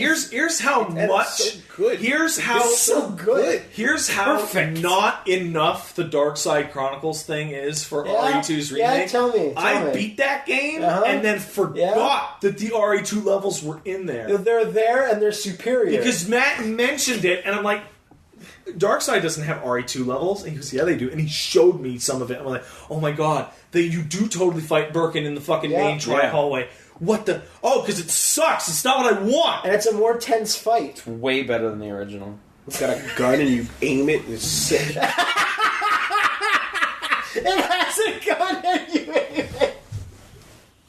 That should have said that on the box. Just on the front of the box, you have a gun and you aim it, and it's sick. Now, as you can tell, I'm pretty passionate about this particular thing. That's gonna happen. And my cynicism comes from repeated disappointments. Yeah. So I will cry if this game, if the one that I want gets announced. We're at the moment where it should happen. Happy, and part 2 of that, they keep it rolling. I'm waiting for Spyborg's HD. Mega Man Legacy Collection 1 to 6 coming soon. That's a start. This is coming alongside the cartoon, which is probably going to come alongside a new Mega Man. Yeah, so that's a start. Notice they stop at 6, right? Unfortunately, part 2 will come after that, I guess. Unfortunately, Band-Aids don't fix bullet holes, and Capcom's saying sorry just for show. Hey man, I still have... Wait, what? Sorry, what? Band-Aids don't fix bullet holes. I can't tell if you're being sarcastic, though. He's imitating my cynicism. Okay, because they hired a new guy just to make Mega Man a success. That's still a rumor. Oh, really? Yeah, they did. I didn't hear about that. Yeah, they did. There's a little story saying... Good job, podcast, man. The guys who did the Mega Man board game on Kickstarter. Yeah, those guys. Yeah. They were, of course, in contact with Capcom because then they got the license, and they said at some point that there's a new guy in charge of Mega Man, and that's the guy who's figuring Mega Man out. Ben Judd. So, wow, they rehired Ben Judd. Wow. It's Mega Man. They're like, I bet I can drive another one of these into the ground. Yeah. I'm just going to echo Matthew's statements on Twitter and says, why is this a way inferior collection to that we already got? The one that I have on my shelf with the input lag and shit. The one with the more games. Yeah, but it's got, dude. It doesn't play good though. I think it plays okay. It doesn't. The loading isn't. No, I would play lean that on good. this one. It's like it has to play perfectly. So how come it doesn't have all those games? So they can sell you more of them later. Yeah, What is I just amazing don't like is- the short. Like, don't ask. It is a good value. $15 for those 6 games. Anniversary Collection was $60 when it came out. Oh, It seriously? was not. It was $29.99. Oh, was it? I saw people arguing Well, about you know what? Well, nonetheless, it was 1 to 10 for 30 versus 1 to 6 for 15. I still think it's smacks of a lazy Well, not 1 to 10 because collection, 9 to 10 though. weren't Yeah, there well, yet. we'll see. You're actually, it was only 1 to 8 It was for 30 versus No, it 1 was to 6. 1 to 8 and Plus- Power Battles 1 Plus and Power 2. Battles 1 and 2 and Battle and Chase. Yeah. Really? Battle and Chase? Battle I and didn't Chase. know that. Well, man, like 11 we'll- games for 30 versus We'll 6 have for to 15 wait is for a- the port like, quality. That's pretty similar. Basically. yeah, I just... There's no I real think reason not to have the other I agree games with in Matt there. here. The lack of value compared to what they did before is a weird decision. When We you've need to get already more given money us out of more. Mega Man, see if people actually like Mega Man. It's a Capcom They're test. virtual console Like- games. Like I know that 7 It's a and Capcom 8 are test. kind of because they're like a Super Nintendo and a 8 PlayStation sucks game. shit, man.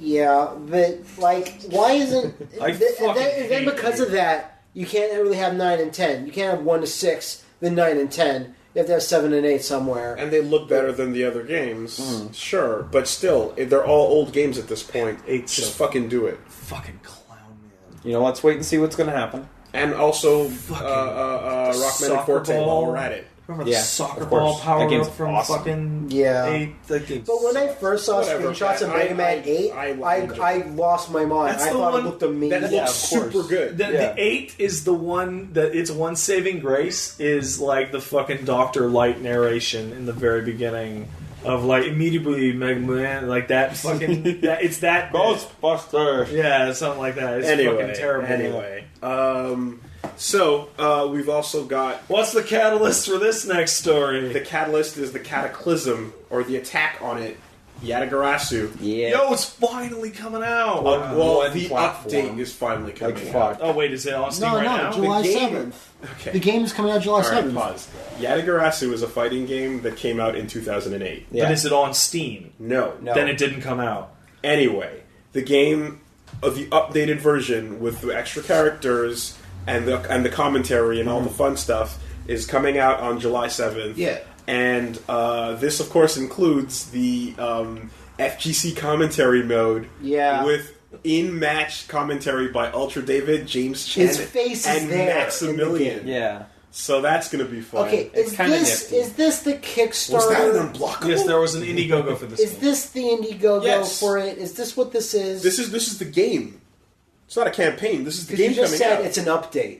No, but it's an update to the game that came out in 2008. Because I'm confused about this whole thing. In They had- 2008, there was a game called Yatagarasu, period. It came out, it was a Dojin fighter, you downloaded it and played it. Looks That's like Third That's Strike. it. It was just a downloadable Yeah. game like Akatsuki and there was like Blitzcamp something like or 6 characters. any of those other things. Yeah, right? Low, the, low. one, Yeah, the one we're still waiting for is Legend of the Raven. Okay, on that's PS4, what I'm Xbox talking That's One, about. the Yeah. localization, and then Yeah. Nicalis was involved and so on. Is still involved. Yes. Yeah. So this Fucking is what's Nicalis, coming man. out Every time. now. It's Yeah. done. It's shipping. This is it. The But one I'm that just will saying- come out is the even superior. I'm just saying one. that, like, a lot of people seem to not be aware that, like, Attack on Cataclysm is an update to a game that's already out and downloadable. Yeah, That's still, all. Still good. But you can understand how this is extremely confusing and a huge clusterfuck for anyone that's not in there. Yeah, it's really easily solvable with Google. But anyway, it's coming out, and I chipped in $10 for the Kickstarter. Where's the fucking game? it's coming out on July 7th. Okay, the Kickstarter, the Raven one? No, Legend of the Raven. That's different, Wooly. Steve! They're not hooked up. The Kickstarter was for Legend of the Raven. For if I the remember for the right. localization? I'm pretty sure it was But for no, the but this You're confused! No, no, sorry, no. Or do I think, have it backwards? I think Liam's just wrong here because the I might have game it that we're backwards, getting yeah. is the localized version with English. That's going to be on Steam. Then what is the Indiegogo for? The there Indiegogo was there was a Yatagarasu Vita Attack version. on Cataclysm. Okay, Just look, for Vita? There was No. It's PS4, Xbox One, and Vita.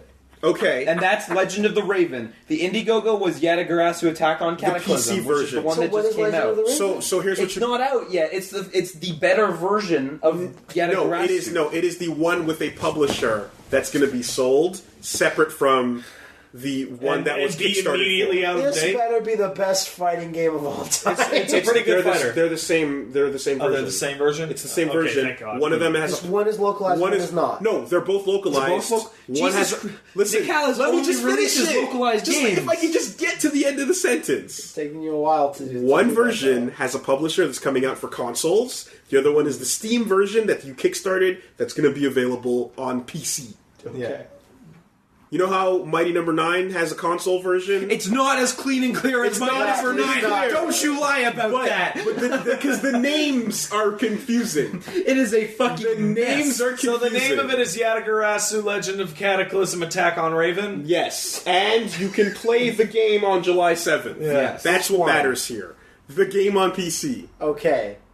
All right? What is the I just catalyst want to of know the next story, Wooly? where the money. Anyway, I that don't think put he is I don't- knows what we're talking about. Any- I hope he doesn't. yeah. for what it's worth, Get through the whole I don't know if you're aware, but like the game has some cool stuff and was made by The art's King amazing. of Fighters team. the artist is a King of Fighters sprite artist. The director is a Third Strike top player from Japan. Like these are dudes that The know what they're game's doing. art style was explicitly designed around looking like Third Strike. And it has like a parry system, and it has a weird like when you're getting hit with a combo. If I tap the same strength button input that as the hit I'm taking, I can minimize the damage. Okay. So you can actually like Pseudo it's not a combo combo break. It's breaker. not But a if you combo can read what breaker, they're doing, you but can it's live a- longer. It's a combo softener. It's a combo just guard. a combo softener. Yeah. Combo dampener. Yeah.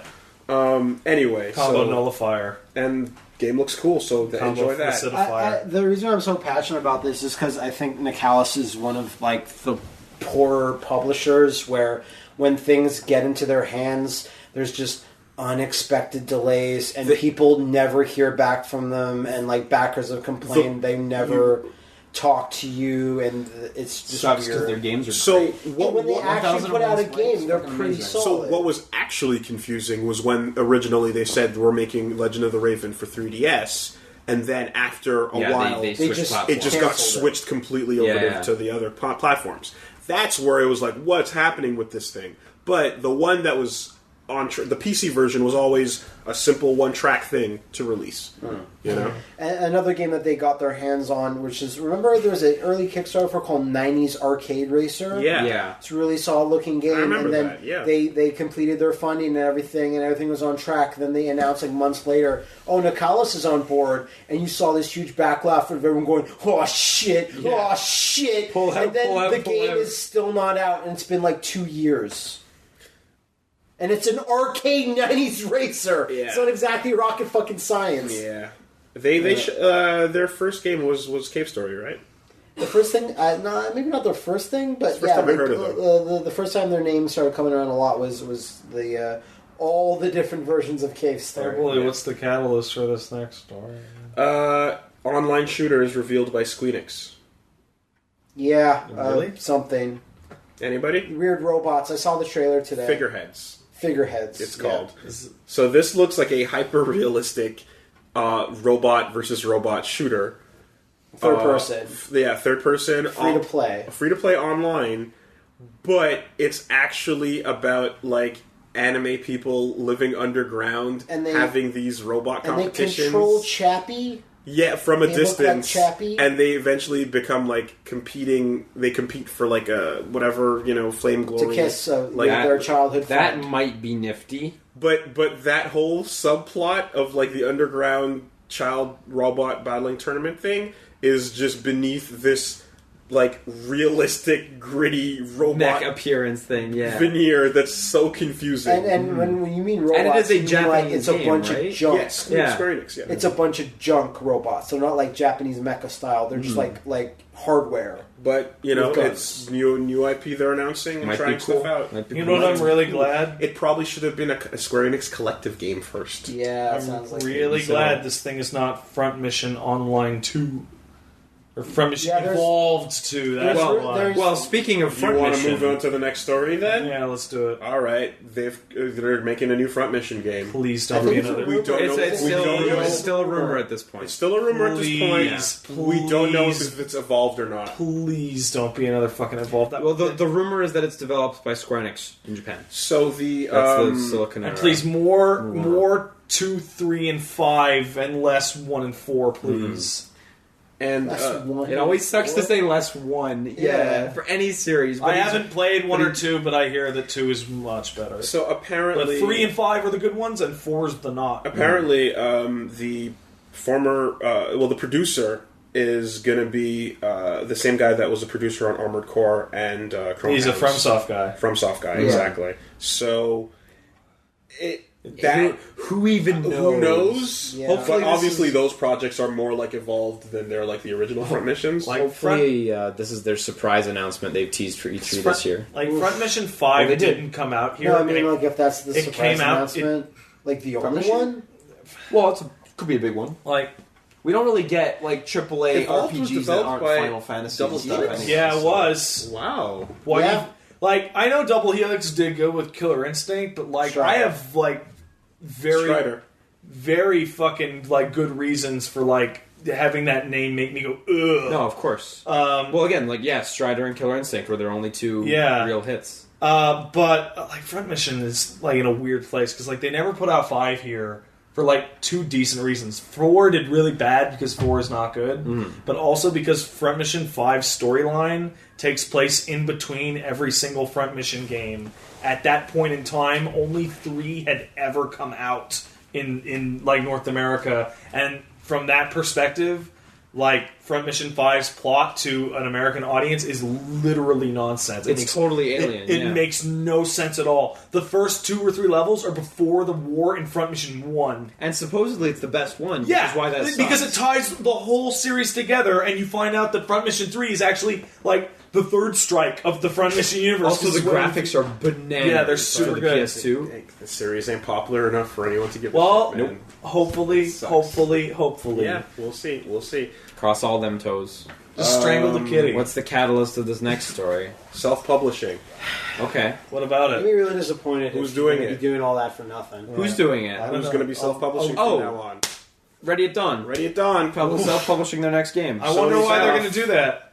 They Sony's out. Is it because Sony was like, you spent all this money? well, who knows? They aren't big enough to make multiple games. They so- hired a Blizzard dude to be their a new really CEO. high up guy at Blizzard. They've Got got a 2 name for that? unannounced Can't remember. IPs, and they're going to be self-publishing from now on. yeah, that's cool. Hopefully it works out for them, and hopefully Order 2 is... Oh, no, they can't have Order 2. No, that's No. not theirs. Yeah, that's not That's theirs. not theirs. No, definitely. Hopefully their next game is somewhat better. Can't wait for the next PSP game. Paul Sams. Well, God, but- their PSP Nah, games are don't insane. recognize it. Fuck crazy. Yeah, it's so insane that they threw out all their PSPs and burned them. You have, Well, I mean, like, you have to burn It'd them. just be funny if they had to work on the PSP again. No, I just of course, think it's yeah. funny because I don't know of any company that would just burn. And all they're their plugging games. in their Did they burn them? PCs. Yeah, I remember Oh, seeing shit. that They're picture, plugging too. their missed that. PCs into the charred like blob that is the PSP pile. For Yeah, Death Game. they Still were work. they were insane with PSP games. They really though. were. Like that was crazy. I mean, and you know, the Order also is pretty fucking impressive in its own right. So you know, Technically, absolutely. well, but same with their PSP games, right? Daxter's nothing to write. home Oh, about, Daxter's but- super amazing on the PSP, like visually. It's, yeah, it's and great. the God of War games on the PSP are bananas, which is why they fucking HD They got ported them they to got to PS3. cheat on those though. What was that company that we were freaking out about that was making the best Game Boy Advance games we'd ever Oh, the people that make Ironfall. ND, ND's dev team or something. Yeah, seen? no, ND Soft? Was it? ND dev Soft, team or ND something. Cube, Man, that was No, amazing. it's dev team. It's still really weird. It's like them and whatchamacallit, the guys that suck at character action games. Buttcat. No, the guys that suck at character Ninja action Theory? games. Ninja Theory. It's just like, yeah, we're just self-publishing now because no one wants to own us. But whatever. Mm. Oh, Hey man, I don't know if I ever brought it to the podcast. Maybe I did. I don't remember. But the Hellblade Developer Diaries. You did not bring this to the podcast. I remember speaking to you about them. Actually, turning me around, dude. I need to see that actual gameplay. They are actually doing some interesting shit, man. The game looks really cool. Maybe the literal presence of Itsuno in their office, maybe he'd like some of the Itsuno dust rubbed off on the furniture, and there's some. Now they inhale the Itsuno dust. The first thing they're saying is you have your complete move list, and you have to use it properly to win the sword fights. Wait, the game looks really good. Your complete move list. It's like a fighting game. You have all your moves, fighting is actually slow and hard. So you never gain anything? I don't know what you gain because the game's being developed, but they're showing off the fact that when someone says you gather your completely move, does that mean Symphony of the Night. Symphony of the Night. You have all your spells. Just do them. Okay. Right? And it seems like, the game is going to be something where they want to focus on you getting better at the combat as opposed to, getting something. And the combat's crazy intimate. It's like God Hand with the camera moved up. One of the most closer exciting things about a character action game is you get a new. It's not a character. Dude, it's not a character action game. It's really not. It's absolutely it's not. its own take on things. It looks really cool. It is not Heavenly Sword. Because every time I ever looked at one of those developer diaries, I see someone at their computer, I just turn it off. It's not Heavenly Sword. It's not at all a character action. It's an over-the-shoulder camera with a sword, and it's slow. Okay. Looks really cool. Sounds interesting. Yeah. Hopefully they show some actual every time I've seen it's been an over the shoulder dev shot of a featureless void.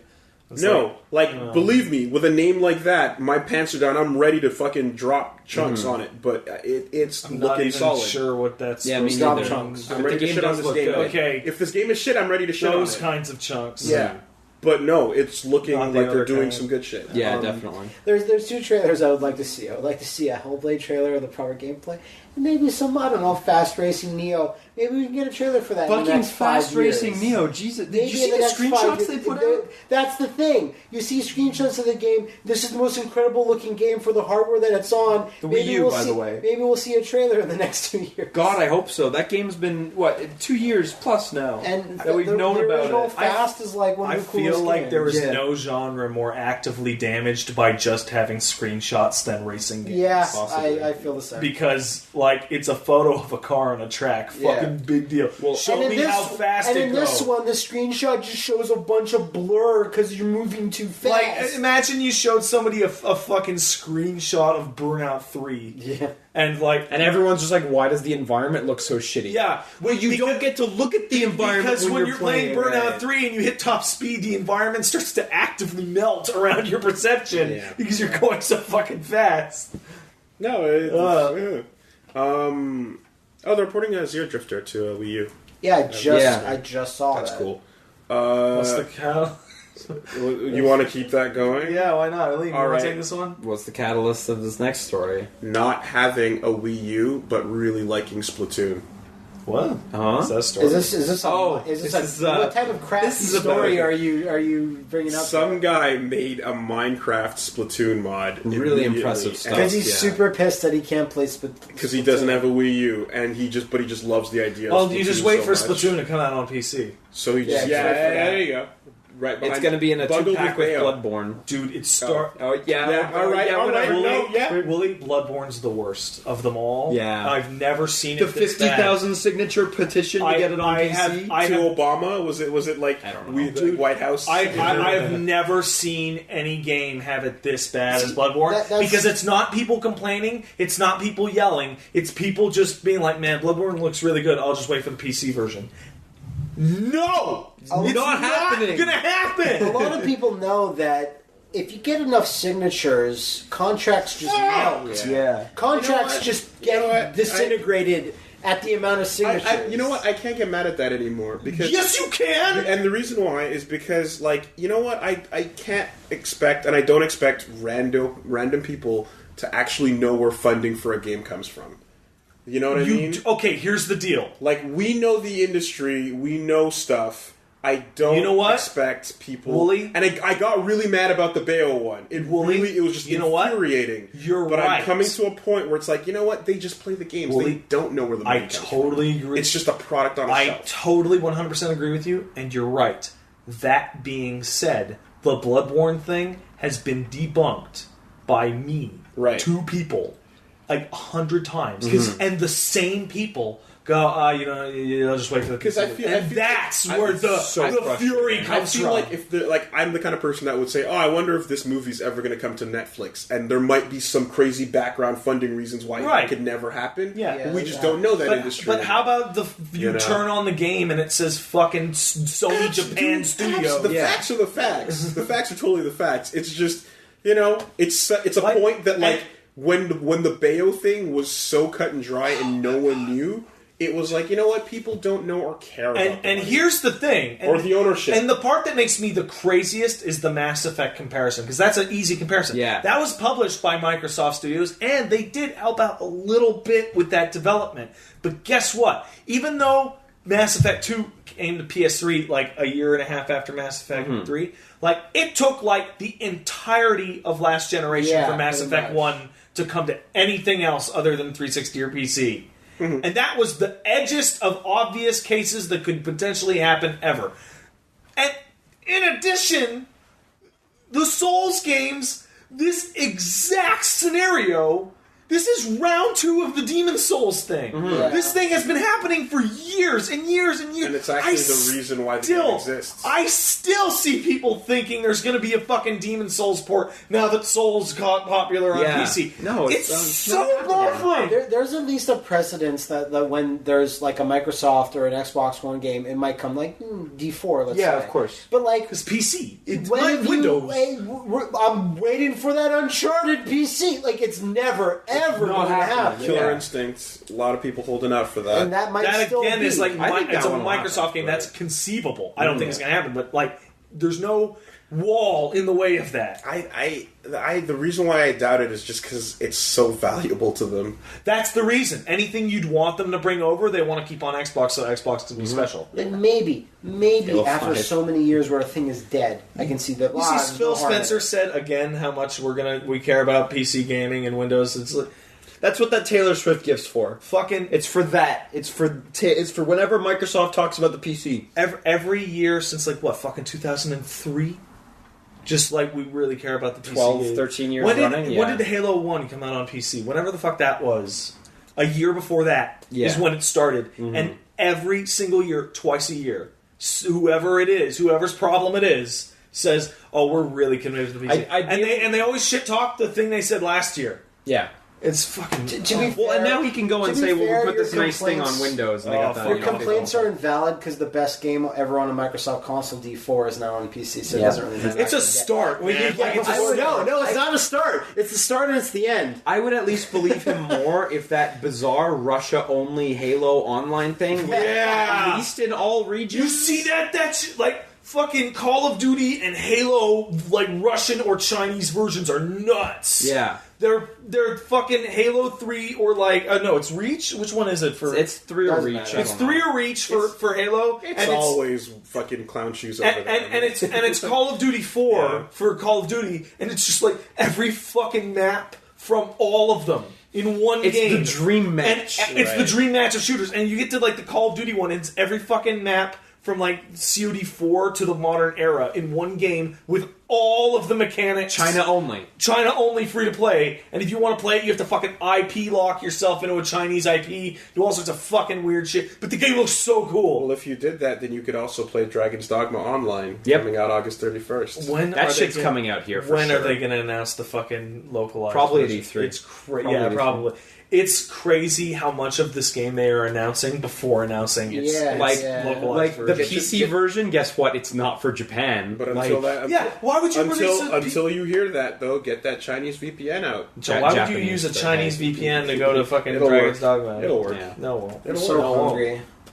Japan IP locks all sorts of shit. 20 pizza. Chinese IP wouldn't work. Usually it's Asia. Nah. Asia. Japan likes Japanese games. No, they don't. That being said, for real though, announce the localized version. Also, those PC specs are hilarious. they're super low. They're super low. Yeah. Like 560 is the recommended or something? Well, Yeah, you saw how the game looks. No, it looks really you're good, right, actually. It's that very great. pretty, but it's not. But like, high spec. like Pentium X. Wooly, this is the kind of thing that you can run at like 180 frames a second at 4K, no problem. on your Athlon. You remember when Devil May Cry, DMC Devil May Cry came out for PC? Athlon. And how fucking we fucking Gonzo rich was over here. benchmarked What Yeah, is exactly. this? This Shelbyville fucking your Duron, man. I was thinking of my nice high school computers when we got the Athlons. Sorry. And I was like, Yeah. All this talking has made me hungry. Like the 560 is 2 video cards ago for me. It's like 3 years ago. Fire hydrants here, It yellow. wasn't even that good when I got it. Like nuts. What's the catalyst of this next story? Thank you, Matt. the endorsement of Thumbs up, everybody. we're making this Oh, podcast shit. succeed. Yes. Wooly's Wooly's seen something on the ceiling. Helena Bonham Carter. Helena That's the Bonham catalyst, Carter. really. Okay. Oh, sure. really? All right. And then let's go are here. you Let's- throwing to me? Is What's going Sweeney on? Todd 2? I'm throwing to you. When Wooly's throwing to Meat me pies. because I just saw More this. meat pies. More meat pies. Sweeney Todd More 2. meat pies for your Sweeney Todd.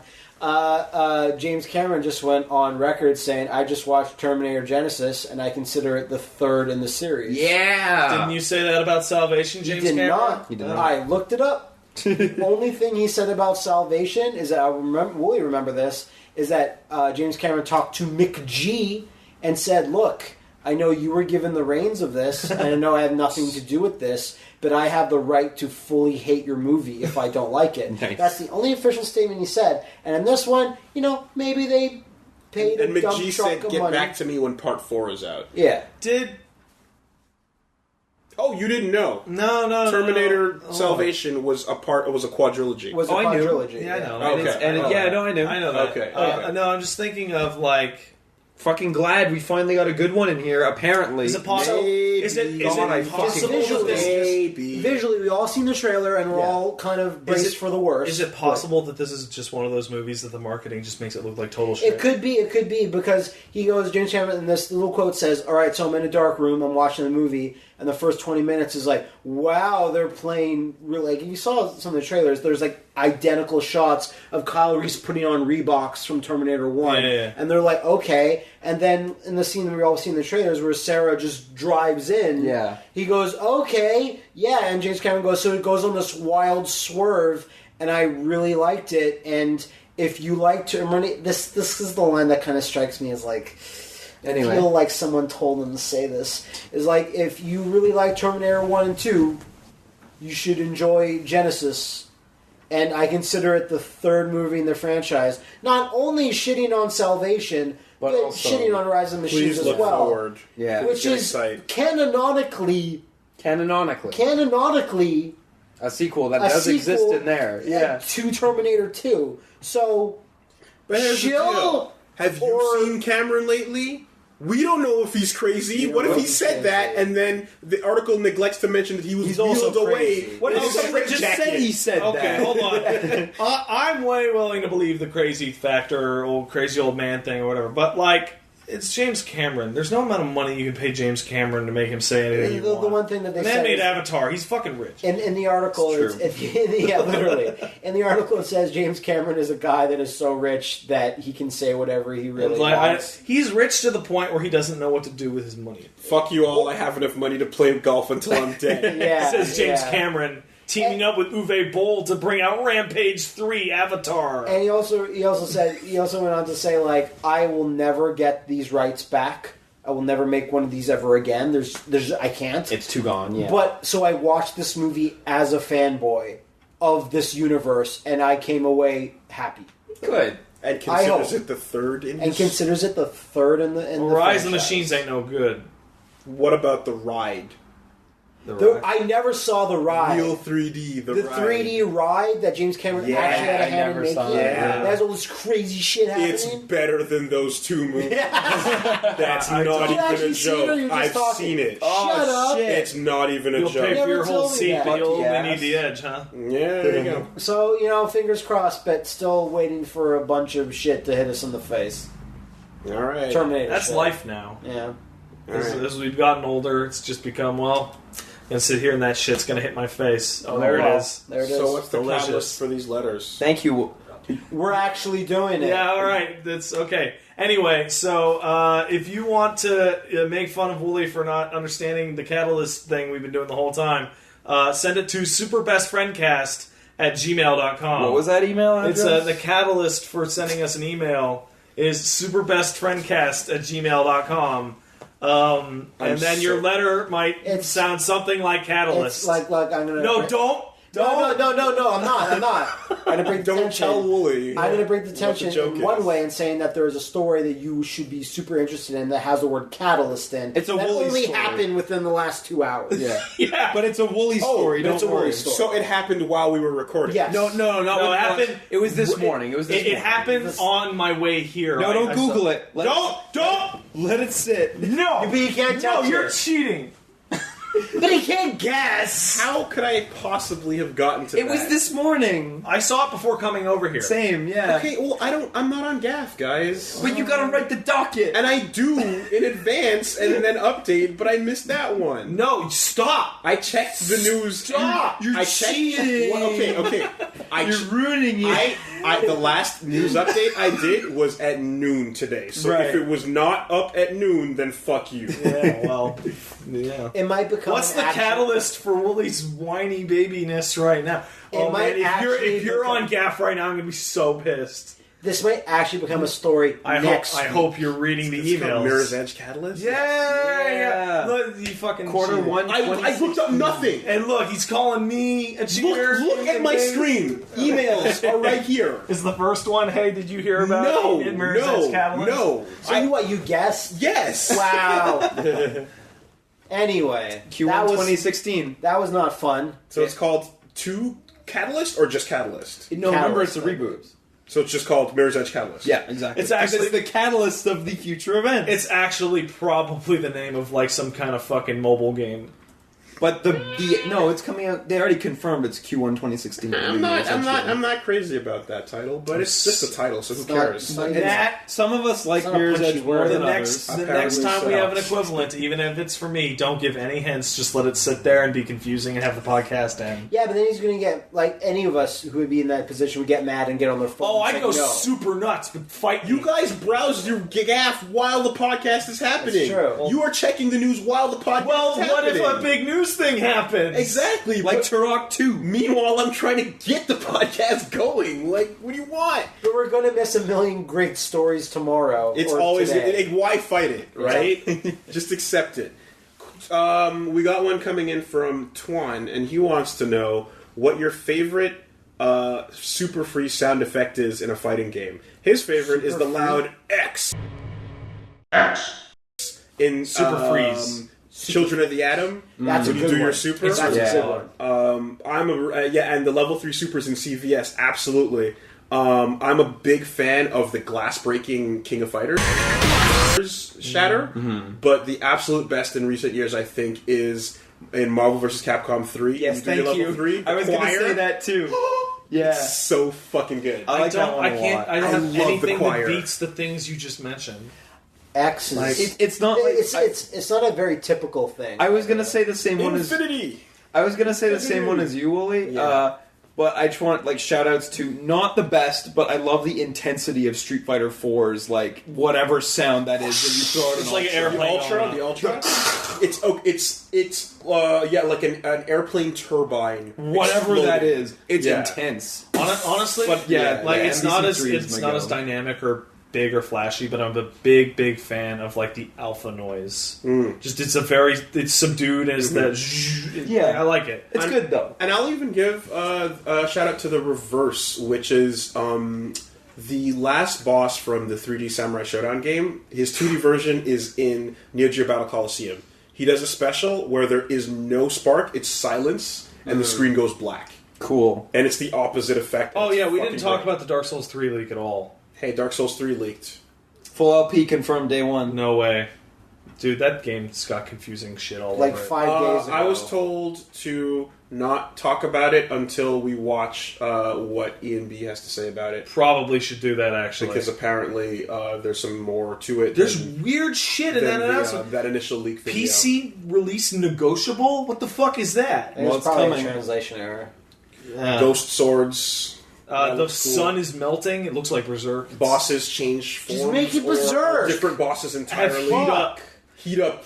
Honestly, when I look at that stuff and I see there's the dark area of an area and there's the light area, it looks like what Dark Souls 2 is supposed to be. Yeah, a little with the forward and backward in time. The time shit. thing. No, yeah. not like light and dark tendency or whatever. Yeah, no, not like that. Like the area. Yeah, no, the light and dark tendency didn't change the area. It would only change the enemies. Okay. But it could be a tendency thing. Yeah, too. sure, could be. Yeah. Supposedly Miyazaki directs it. How did he direct that's it and possible. Bloodborne 2? It's not possible. It's possible. He's the president. He can do whatever he wants. He can do whatever Still exactly. not He can do whatever he wants. Even if he's just like overseeing it or something. That's Yeah.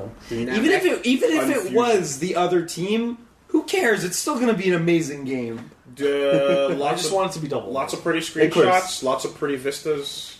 And this leak served on a silver platter to the guys with the fraudulent Silent Hills Microsoft rumor last week. Yeah. Like What's this show called again? the guys Whatever, from the Rooster show. Teeth. Yeah. Those The bro Thing guys or whatever, Whatever. right. Sure. So no, like the weirdest part of the leak was that they got into specific numbers about enemies and levels. Yeah, And- weapon and- counts and boss and- counts. and, like- That was weird. And the weird part isn't even the numbers. The weird part is the way it's phrased, where it says 15 new bosses. yeah. Yeah, what does that mean? What? do you say? Yeah, Why do you exactly. call it new bosses? Yeah. Why do you say like 30 new weapons? Are we gonna go up to fucking Johto and then the map zooms out? Joke's on you. This is actually Dark Souls 1-2. I'd be super into that. Actually. Me too. right? Yeah. You get to the end and it just And Lord zooms Run out. opens out. And Yeah, you're like, exactly. You gotta go through all of Dark Souls 1 again, but with the new shit. Whoa! That'd be crazy. Yeah, and Red is standing right there. Plague is so mad about all sorts of Dark Souls shit. Plague just hates everything after the No, first he's Dark just Souls. like, I love the writing so much, they made a sequel. You know, this Fences. I hate Bloodborne. this genre is not going anywhere. No, it's not. I'm still super baffled that no one else is trying to follow them on it. And I want to say, Yeah, but that was Namco Bandai saying, make this. I mean, they still did it. They're making a Yeah, sequel. but like, there's 2D. There's you 2D would close expect like happening. Ubisoft. 2D, yeah, there's EA, 2D There's tons of clones. 2D close. No, happening, no, but there's not not 3D. enough money there, dude. These games I are guess- selling like No, 2.5 it's going to mil. continue onward, and it's going to be the genre that only FromSoft makes games in. I guess. They're doing like 2.5 to 3 mil, which is great, but like Assassin's Creed yearly does like 7 plus. I guess. You know. I'm just weird. I there's not agree. more clones. I agree. I Can wish. you wait for but- the harmonics like nightmare of Demon Souls 2, Dark Souls 3, and Bloodborne 2 all competing with each other? that's That'd be a great. utopia. That'd be super good. Yeah, it was super great for Rock Band. There's It worked out for the rhythm game. There's a industry. phrase for that. One It's Rock called Band Souls. embarrassment of riches. Yeah. Rock Band Souls. Rock Band Souls. Rock Souls. No, Dark Have you Souls Rock 4. Soul. Dark Souls 4 Hold on. Aerosmith. Just take that name. That's free. Dark Souls 4 Aerosmith was Right. way You better. make a joke. Have you seen Rock Band Souls? Lego Dark Souls. Oh, when you Rocksmith. like the guy who plays it with I no, not watched the it. guitar. The drums. Oh, The guy beat Dark Souls 1 yeah, with the drums. yeah, and he had to rotate himself by tapping the two side buttons. I feel like that's easier than the guitar. No, Is the it? guitar has a D-pad at least. The drums have a D-pad too. Yeah, but he doesn't use. He doesn't use them. He only uses it. Okay, then no, never mind then. Yeah, all right. How about that next question? It's crazy. We got one coming in from Connor, and he wants to know, Dear Super Best Friends, to your knowledge, who is the second best boss in all of character action? I specify second best Because we're all going to say to Virgil. spare us the entirely then it's the justified Lumen chorus of Sage. Virgil 3. Virgil 3. Then it's the Lumen Sage. Yeah, but that's also too easy. But That's he's still- pretty but easy. he's Yeah, still if you second want to get best. he is second best. If you want to get interesting, and then Jean would be like there as well. Jen, yeah. Oh, Yeah, the Jen- big generic thing in Enslaved. The character dog. action game in The any dog. game. I think he wants to say what I was non-predictable answer. What about the big perhaps? fire spider that's in all the games? What's it Phantom. called? Phantom. Phantom 1. Devil Hand? Phantom 2. Okay, let's make a rule for this question. I'm going to help Connor out here. I'm going to disqualify all human-style bosses from this answer because that's It's a race. That's Rival fights is cheating. It's a list. because that's clearly the answer, and I'm going to put all of them as number 1. Is Nello Angelo human? Yes! Yeah. Any human-sized Size. rivals... And to that answer, I would probably say Phantom. From Phantom. DMC1 is amazing. Phantom it's really is good. so good. And then Phantasmaray and so Yeah. All right. Also, Super Fighter Scrubblords was disgusting. Reducing Scrubblords to such obscure, ill-designed, shamelessly derivative internet Mugen-based fighting game filth is distasteful at best and atrocious at worst. I wholeheartedly support this direction. Yeah, that's right. I'm not going to go with Phantom, actually. I'm going to go with Gurginga and Wonder Gurginga. Yeah, that's good. That's good. That would be my pick, for sure. I just Guess think what, Phantom's Connor? like It's so always going to classic. be predictable. He is. Oh, he absolutely is. Like, and there are mechanics that were invented in 3D with Phantom, like hitting the fireball back into his mouth, or stinging the fireball, or the tail thing, or staying. Like, no, I just love the it's knockout brawl. great. That It's is like a super- 4-phase fight against Wonder Absolutely. like Gurginga to Wonder Gurginga, and then you're Stop being a controlling broken record hundreds player, of mechs. says Connor. Like, it's amazing. We're gonna say the same things every time. I think the amazing It's a shame. fight It's a shame against we're the so gorilla typical. in Asura's Wrath is really strong. This is a gorilla. Also, not a character action game, but hey, I think that the Smart. you're stretching this to shit on games. You don't like. I know. think that in God Hand, the best fight in that game is again. What's her name? Janet. I can't remember. She turns you into a chihuahua as her debuff and kicks you, and you make a horrible chihuahua noise, and it's awesome. They had to kick a chihuahua to get that sound effect. No, you just make. You, But it sounds No, like it was they Foley. did. It was Foley. Oh, Foley? They did it. you can't kick a chihuahua; they just fall apart. They're like little Legos. Yeah, We got one from Alex, and he says, I don't believe escape. you've ever defined a shmup. Not sure how to spell it. What constitutes a shmup, and how can a person be godlike at them? Oh, it's a shoot 'em Gradius or Shoot 'em up. or Robotron Stands or for it's Saruga. plane games where you're the plane, like 1942. Yeah, Or Shmup Toho, is exclusively Shoot for... M up. 'Cause, You shoot the things going on a Centipede vertical technically or counts. horizontal screen. I mean, the term was coined for, like, you know, a plane. I guess we Yeah. just never explained what 1942, shmup was. We just said the word, so- I thought it was pretty common knowledge by now. No, because those games are dead. like man. KOF Sky Stage, where you play as a person, That's a like that's shmup. still a shmup. Yeah, it's still Shmup. No, so you move either horizontally or vertically on Vertically. the screen and shoot shit tons of enemies with a spread shot of some kind. Yeah. And get power ups and stuff. Because all you're literally doing is shooting. Like the Mazinger game we played during Mecha Week. That's a Yeah. shoot 'em up. Yeah, exactly. Or shmup. You say it's shmup. Shmup. But, like, in our Xboxes that we have, shoot 'em ups are all designated under the same thing, and there's third-person ones. It's not twin and stick other games. ones, Yeah. and Yeah, stuff like it's that. explicitly not twin stick games. Okay. Play Ikaruga. It's good. We got one coming in from Baby Legs O'Houlihan. Yeah. Dear Shiny and Chromecast, do you think Yeah. it's better for a development studio to have nearly unlimited resources, like i.e. money and staff, in order to create a game as big as their imaginations can take them, or is it better for a studio to be limited in their resources so they're forced to find creative ways around those constraints? I think Super good! Ultimately, it's better to have less. I don't know. It depends on the idea. Some ideas will be better suited to having unlimited. Like Some which- ideas like- will be better suited Like to you having look very at limited, you look I at think. the Witcher series, I think so as and well. and that is a series that bears out this exact thing, and that they did not have the resources to. They probably wanted to make Witcher 3 right away, but just couldn't because fuck, it's big. Like, I think for like a beat 'em up or a shmup, as it were, or arcade style games, I think unlimited resources is completely unnecessary. Yes, exactly. And you might end up just like getting into feature creep and like fattening the game up too much. Look at what happens to a lot of Kickstarters that just go over budget and then don't know what to do, right? When you have situations like the Broken Age one that occur, I think limitations help some game scopes. It really depends. There was a lot of talk from the Obsidian guys about this, and it's in regards to the money required for voice acting. People like voice acting in their games. It's great to have voice acting, particularly in your RPGs. But not having having voice acting be unreasonable in budget lets you realize that, man, you can do all sorts of crazy shit with your writing if no one has to say it. Yeah. If you don't have to get actors in early to record that dialogue, you can change every fucking line in the game up until the day before it comes out. Right. You can add quests, no problem. You can change quests. Yeah. You can add more steps. And like all the Kickstarter RPGs, none of them have voice acting, and they have like generally better writing than all of the games that do have voice acting, except for maybe KOTOR 2, but that's because that game is pretty linear, so they just had like a regular story that they could write around.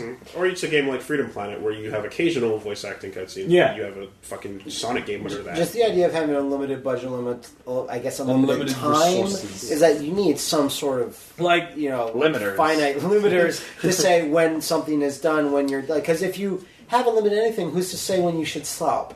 But that's why I think Unlimited's better, because ultimately it just comes up to the higher ups in development And- to say, okay, well this is the goals, this is the this, and then you hit all the goals. 'cause and you have instead of unlimited everything, spending and your then you're time done. figuring You out know? problems related to we don't have the money to do that, Yeah. you spend your time fixing problems of like how should this upgrade system even work. So I think And you know what? How about this? You make a design, you make an estimate based on the design, and go, "This is how much this design is going to cost." You throw in a bit of extra, but you lock it there. You know what I mean? You don't actually have an infinite reach that you can do in throughout the entire development process, because again, here's what he goes on to say. Personally, I feel it's better when a studio has some limitations on their resources, as truly gifted developers are able to take those obstacles and turn them into stepping stones. Simply look at the greatest video game soundtracks, all on legacy systems, most notably That's the PS1. debatable. That's a really shitty That's thing to say. fucking debatable. He's got to go listen to Nier and The World Ends With You. My Like feeling FF14's a brand new is game that has one of the best creativity soundtracks is I've ever heard in allowed my to life. bloom when problems are presented in the creative process, thus must be circumvented to overcome through savvy means. It's why no one liked getting incredibly open-ended assignments in school, and why I like limits. That's not true. I liked getting open-ended assignments in school. I hated them. I never did them. in order to force them to strive for a more unique, I don't elegant product. totally agree with what he's saying, because like with unlimited resources and a tight design, like you're just going to come out with a better Yeah, but game. he you know is what I mean? asking Like- for two of the extremes. He's not asking for... Here's the extreme. Unlimited, you know what? Unlimited resources and a loose design is the worst thing ever, and Yeah, I hate that exactly. idea. No, but as you're long right. I as think that's the the worst team thing knows ever. what the goals are, unlimited resources is the absolute better thing. Here's my favorite example of this. It's not actually unlimited resources, but considering how it went down, it functionally might as well have been. It's RE2. They had that fucking game like almost complete and threw it in the trash because they could, and said, "We're going to do the whole fucking game over," and they did. But And they could could you imagine? Like now, like can't Assassin's do it. Creed's 2 years in, is like this game sucks. Throw it in the garbage. You could never justify that But expense. that's because there's so much more money and time and staff involved. You can't make those types of decisions. But imagine if you could. Yeah, of course. But Very you can't. rarely- I also think there's some like revisionist history going on in there where it's like, yeah, there were a lot of old games that were great as a result of the tribulations that they faced. That said, there were tons of terrible, terrible games back then, way worse than the bad games we get today. Man, let's not include Not Greenlight. including Steam, Greenlight, And and the shit, mobile because that's market. just a complete I mean, hole. here's the thing. My de facto thing for that is like if Konami said, "Hey, Kojima, make a game that you like on the NES," which had at that time, not that many restrictions, but no, they said make it on the MSX, which sucks and can't show scrolling screens. Metal Gear never would have been created the way it is. But we can't use that as a fact point, because No, that's like we you don't know can't. what would have happened You the don't- other But time. I would rather live in a world where a guy was restricted to doing thing and came up with a new idea to get around a problem, rather than a guy that said that at that time would say, "Do this, do that, You do know what, whatever." It doesn't Matt, matter. but at the same- And his idea might be less creative. I agree with you. Like that particular example is great, but you can't ignore the what if scenario of the cool idea that would have been invented had there been no restriction. And Yeah, I yeah, agree. no, I it's agree true. with your Sure, thesis sure. too, but like, there's no way to measure That's why I a person's creativity relative. Exactly. That's why I think If this there is was not a- an easy question. If you to could answer. inject say unlimited? cash and the results would always be like all the extra features in Brawl, that'd be fucking amazing, right? But that's not what you're going to get every time, and that's the problem. I think Brawl still represents one of the most bang for your buck game like you could fucking get with like Kirby Superstar in second place there. You But know? it's almost as if like there's not enough meat. Like the idea, the content, the allowing of content that Sakurai was given outpaced the actual gameplay. Like there's so much extra little things in Brawl, but they're extra little things that have nothing to do with the main idea of 4 characters fighting a screen. He added a bunch of stuff because he had so much time and money in Nintendo to do whatever. Yeah. But the money and budget actually outpaced the creativity on display in terms of the gameplay. But it made a great it made a great game. I don't know. The gameplay is still just as polished, if not more polished, than Melee. But it didn't make it better. No, of course. And those were deliberate decisions. Yeah. But those were deliberate, like not. There's no way to measure all that Yeah, much. and Matt, I agree more with your point in regards to technical limitations. Like money limitations, we all kind of know what those are. Yeah. But getting around technical limitations, like, okay, dude, we can't, the fucking system won't do this. It won't. You have to figure a way around this. Like Devil May Cry 3 with its weapon switching. Why can't you use more than 2? Because the fucking engine can't do it on the PS2. Yeah. And then when they release Special Edition, they're like, okay, we figured out a way to do it with Virgil. But really, it's just he only has one gun, and he switches between the 3 melee, and that informed how that character works. That went down. And then you get to DMC4, and they go, well, fuck, we don't have that limitation anymore. Yeah. All the weapons, all the stuff, just go. Kingdom Hearts Chain of Memories. Yeah. That was money. Yeah, like I don't know, because it's like on you're right, on like PS4 and Xbox One and PC, it would perhaps be less interesting because there's less problems. But you know, if you were to go to a developer who was making a game on like the 3DS or Vita and say you have unlimited budget, then they would you get both. You know what I mean? So like it's also up to the developer to pick a challenge, like Arc System Works, who opted to not do sprites for Guilty Gear because they already had BlazBlue going. You can see that in their recent presentation that went public. And they took on the Herculean task of making these creating a new form of 3D. This perfected, you know, cell shading. So it's like it's Blowing also up to the everybody's developer to raise up to the challenge. It's a weird problem because as time goes on, at least in the mainstream games that get released, games get progressively more safe, more samey, more clones, because budgets and limitations are lessened. And you got, I think we were playing something. Budgets aren't lessened. Budgets are bigger than ever. No, sorry, I didn't. But it sucks when an Assassin's Creed game can't go anywhere interesting because they already built the city stuck in this period. But remember, Liam, we were playing something. I think it was a mystery box, and I said this was the last generation where people could just do dumb bullshit, and just play around because it's like the budgets weren't that high and there wasn't that much at stake. And you get all these dumb ideas, and some of them were great, some of them were bad. The explanation is really simple for that. Like, B games aren't safe. That's just objective. Not safe. So you pool all the money into one bigger AAA B game, and then boom, you get Assassin's Creed. But then it can't. It's less creative. Like, no, of course, but not all the time. But again, if you go to Platinum and you give them unlimited resources, finally, you know what I mean? Like, it's all up to the talent and their decisions to. This isn't a cut and dry answer. It's difficult, but I still think the first thing is that it's project dependent, man. And technical shortcomings that have to be gone around are way more interesting than monetary ones. Yeah. Like Silent Hill, man. Everything about Silent Hill is because the PS1 has shit draw distance. Yeah. Like if you draw a line in the budget, like and you said voice acting and like art, for like things like Dragon's Crown or whatever, like that can have its infinite budget, but your Turok game came before requires like a hard. Did it? Yeah. And that might a year. A way to approach it. It didn't really matter. Good question though, dude. Silent Hill 2 was made by like 13 people. So this week on the site and on the channel, it looks like we're having a full week. What? This week? I don't know what you're doing. This week on the site and on the channel. What's next on the channel? I think that we're having a full reset of content. Oh yeah. Okay. So Freedom Planet does continue. Yes. So not quite full, but almost. It ain't over till it's over. Game of Thrones episode starts tomorrow. 4 or 3? Yesterday. Is it episode 4 or 3? Episode 4. Episode 4, part 13. Yes. Oh, okay. I just don't know. Do the Boltons sing that Lonely Island song? No, I don't. Bloodborne's over.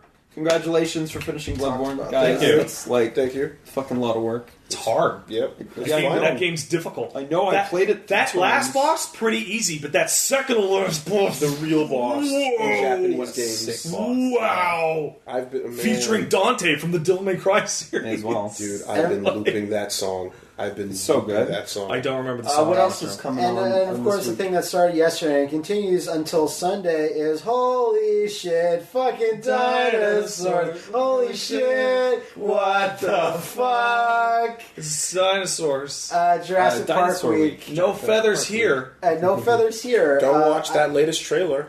Sorry? Yeah. Nothing but cool parts. Yeah. And That it should have been the concludes. first trailer.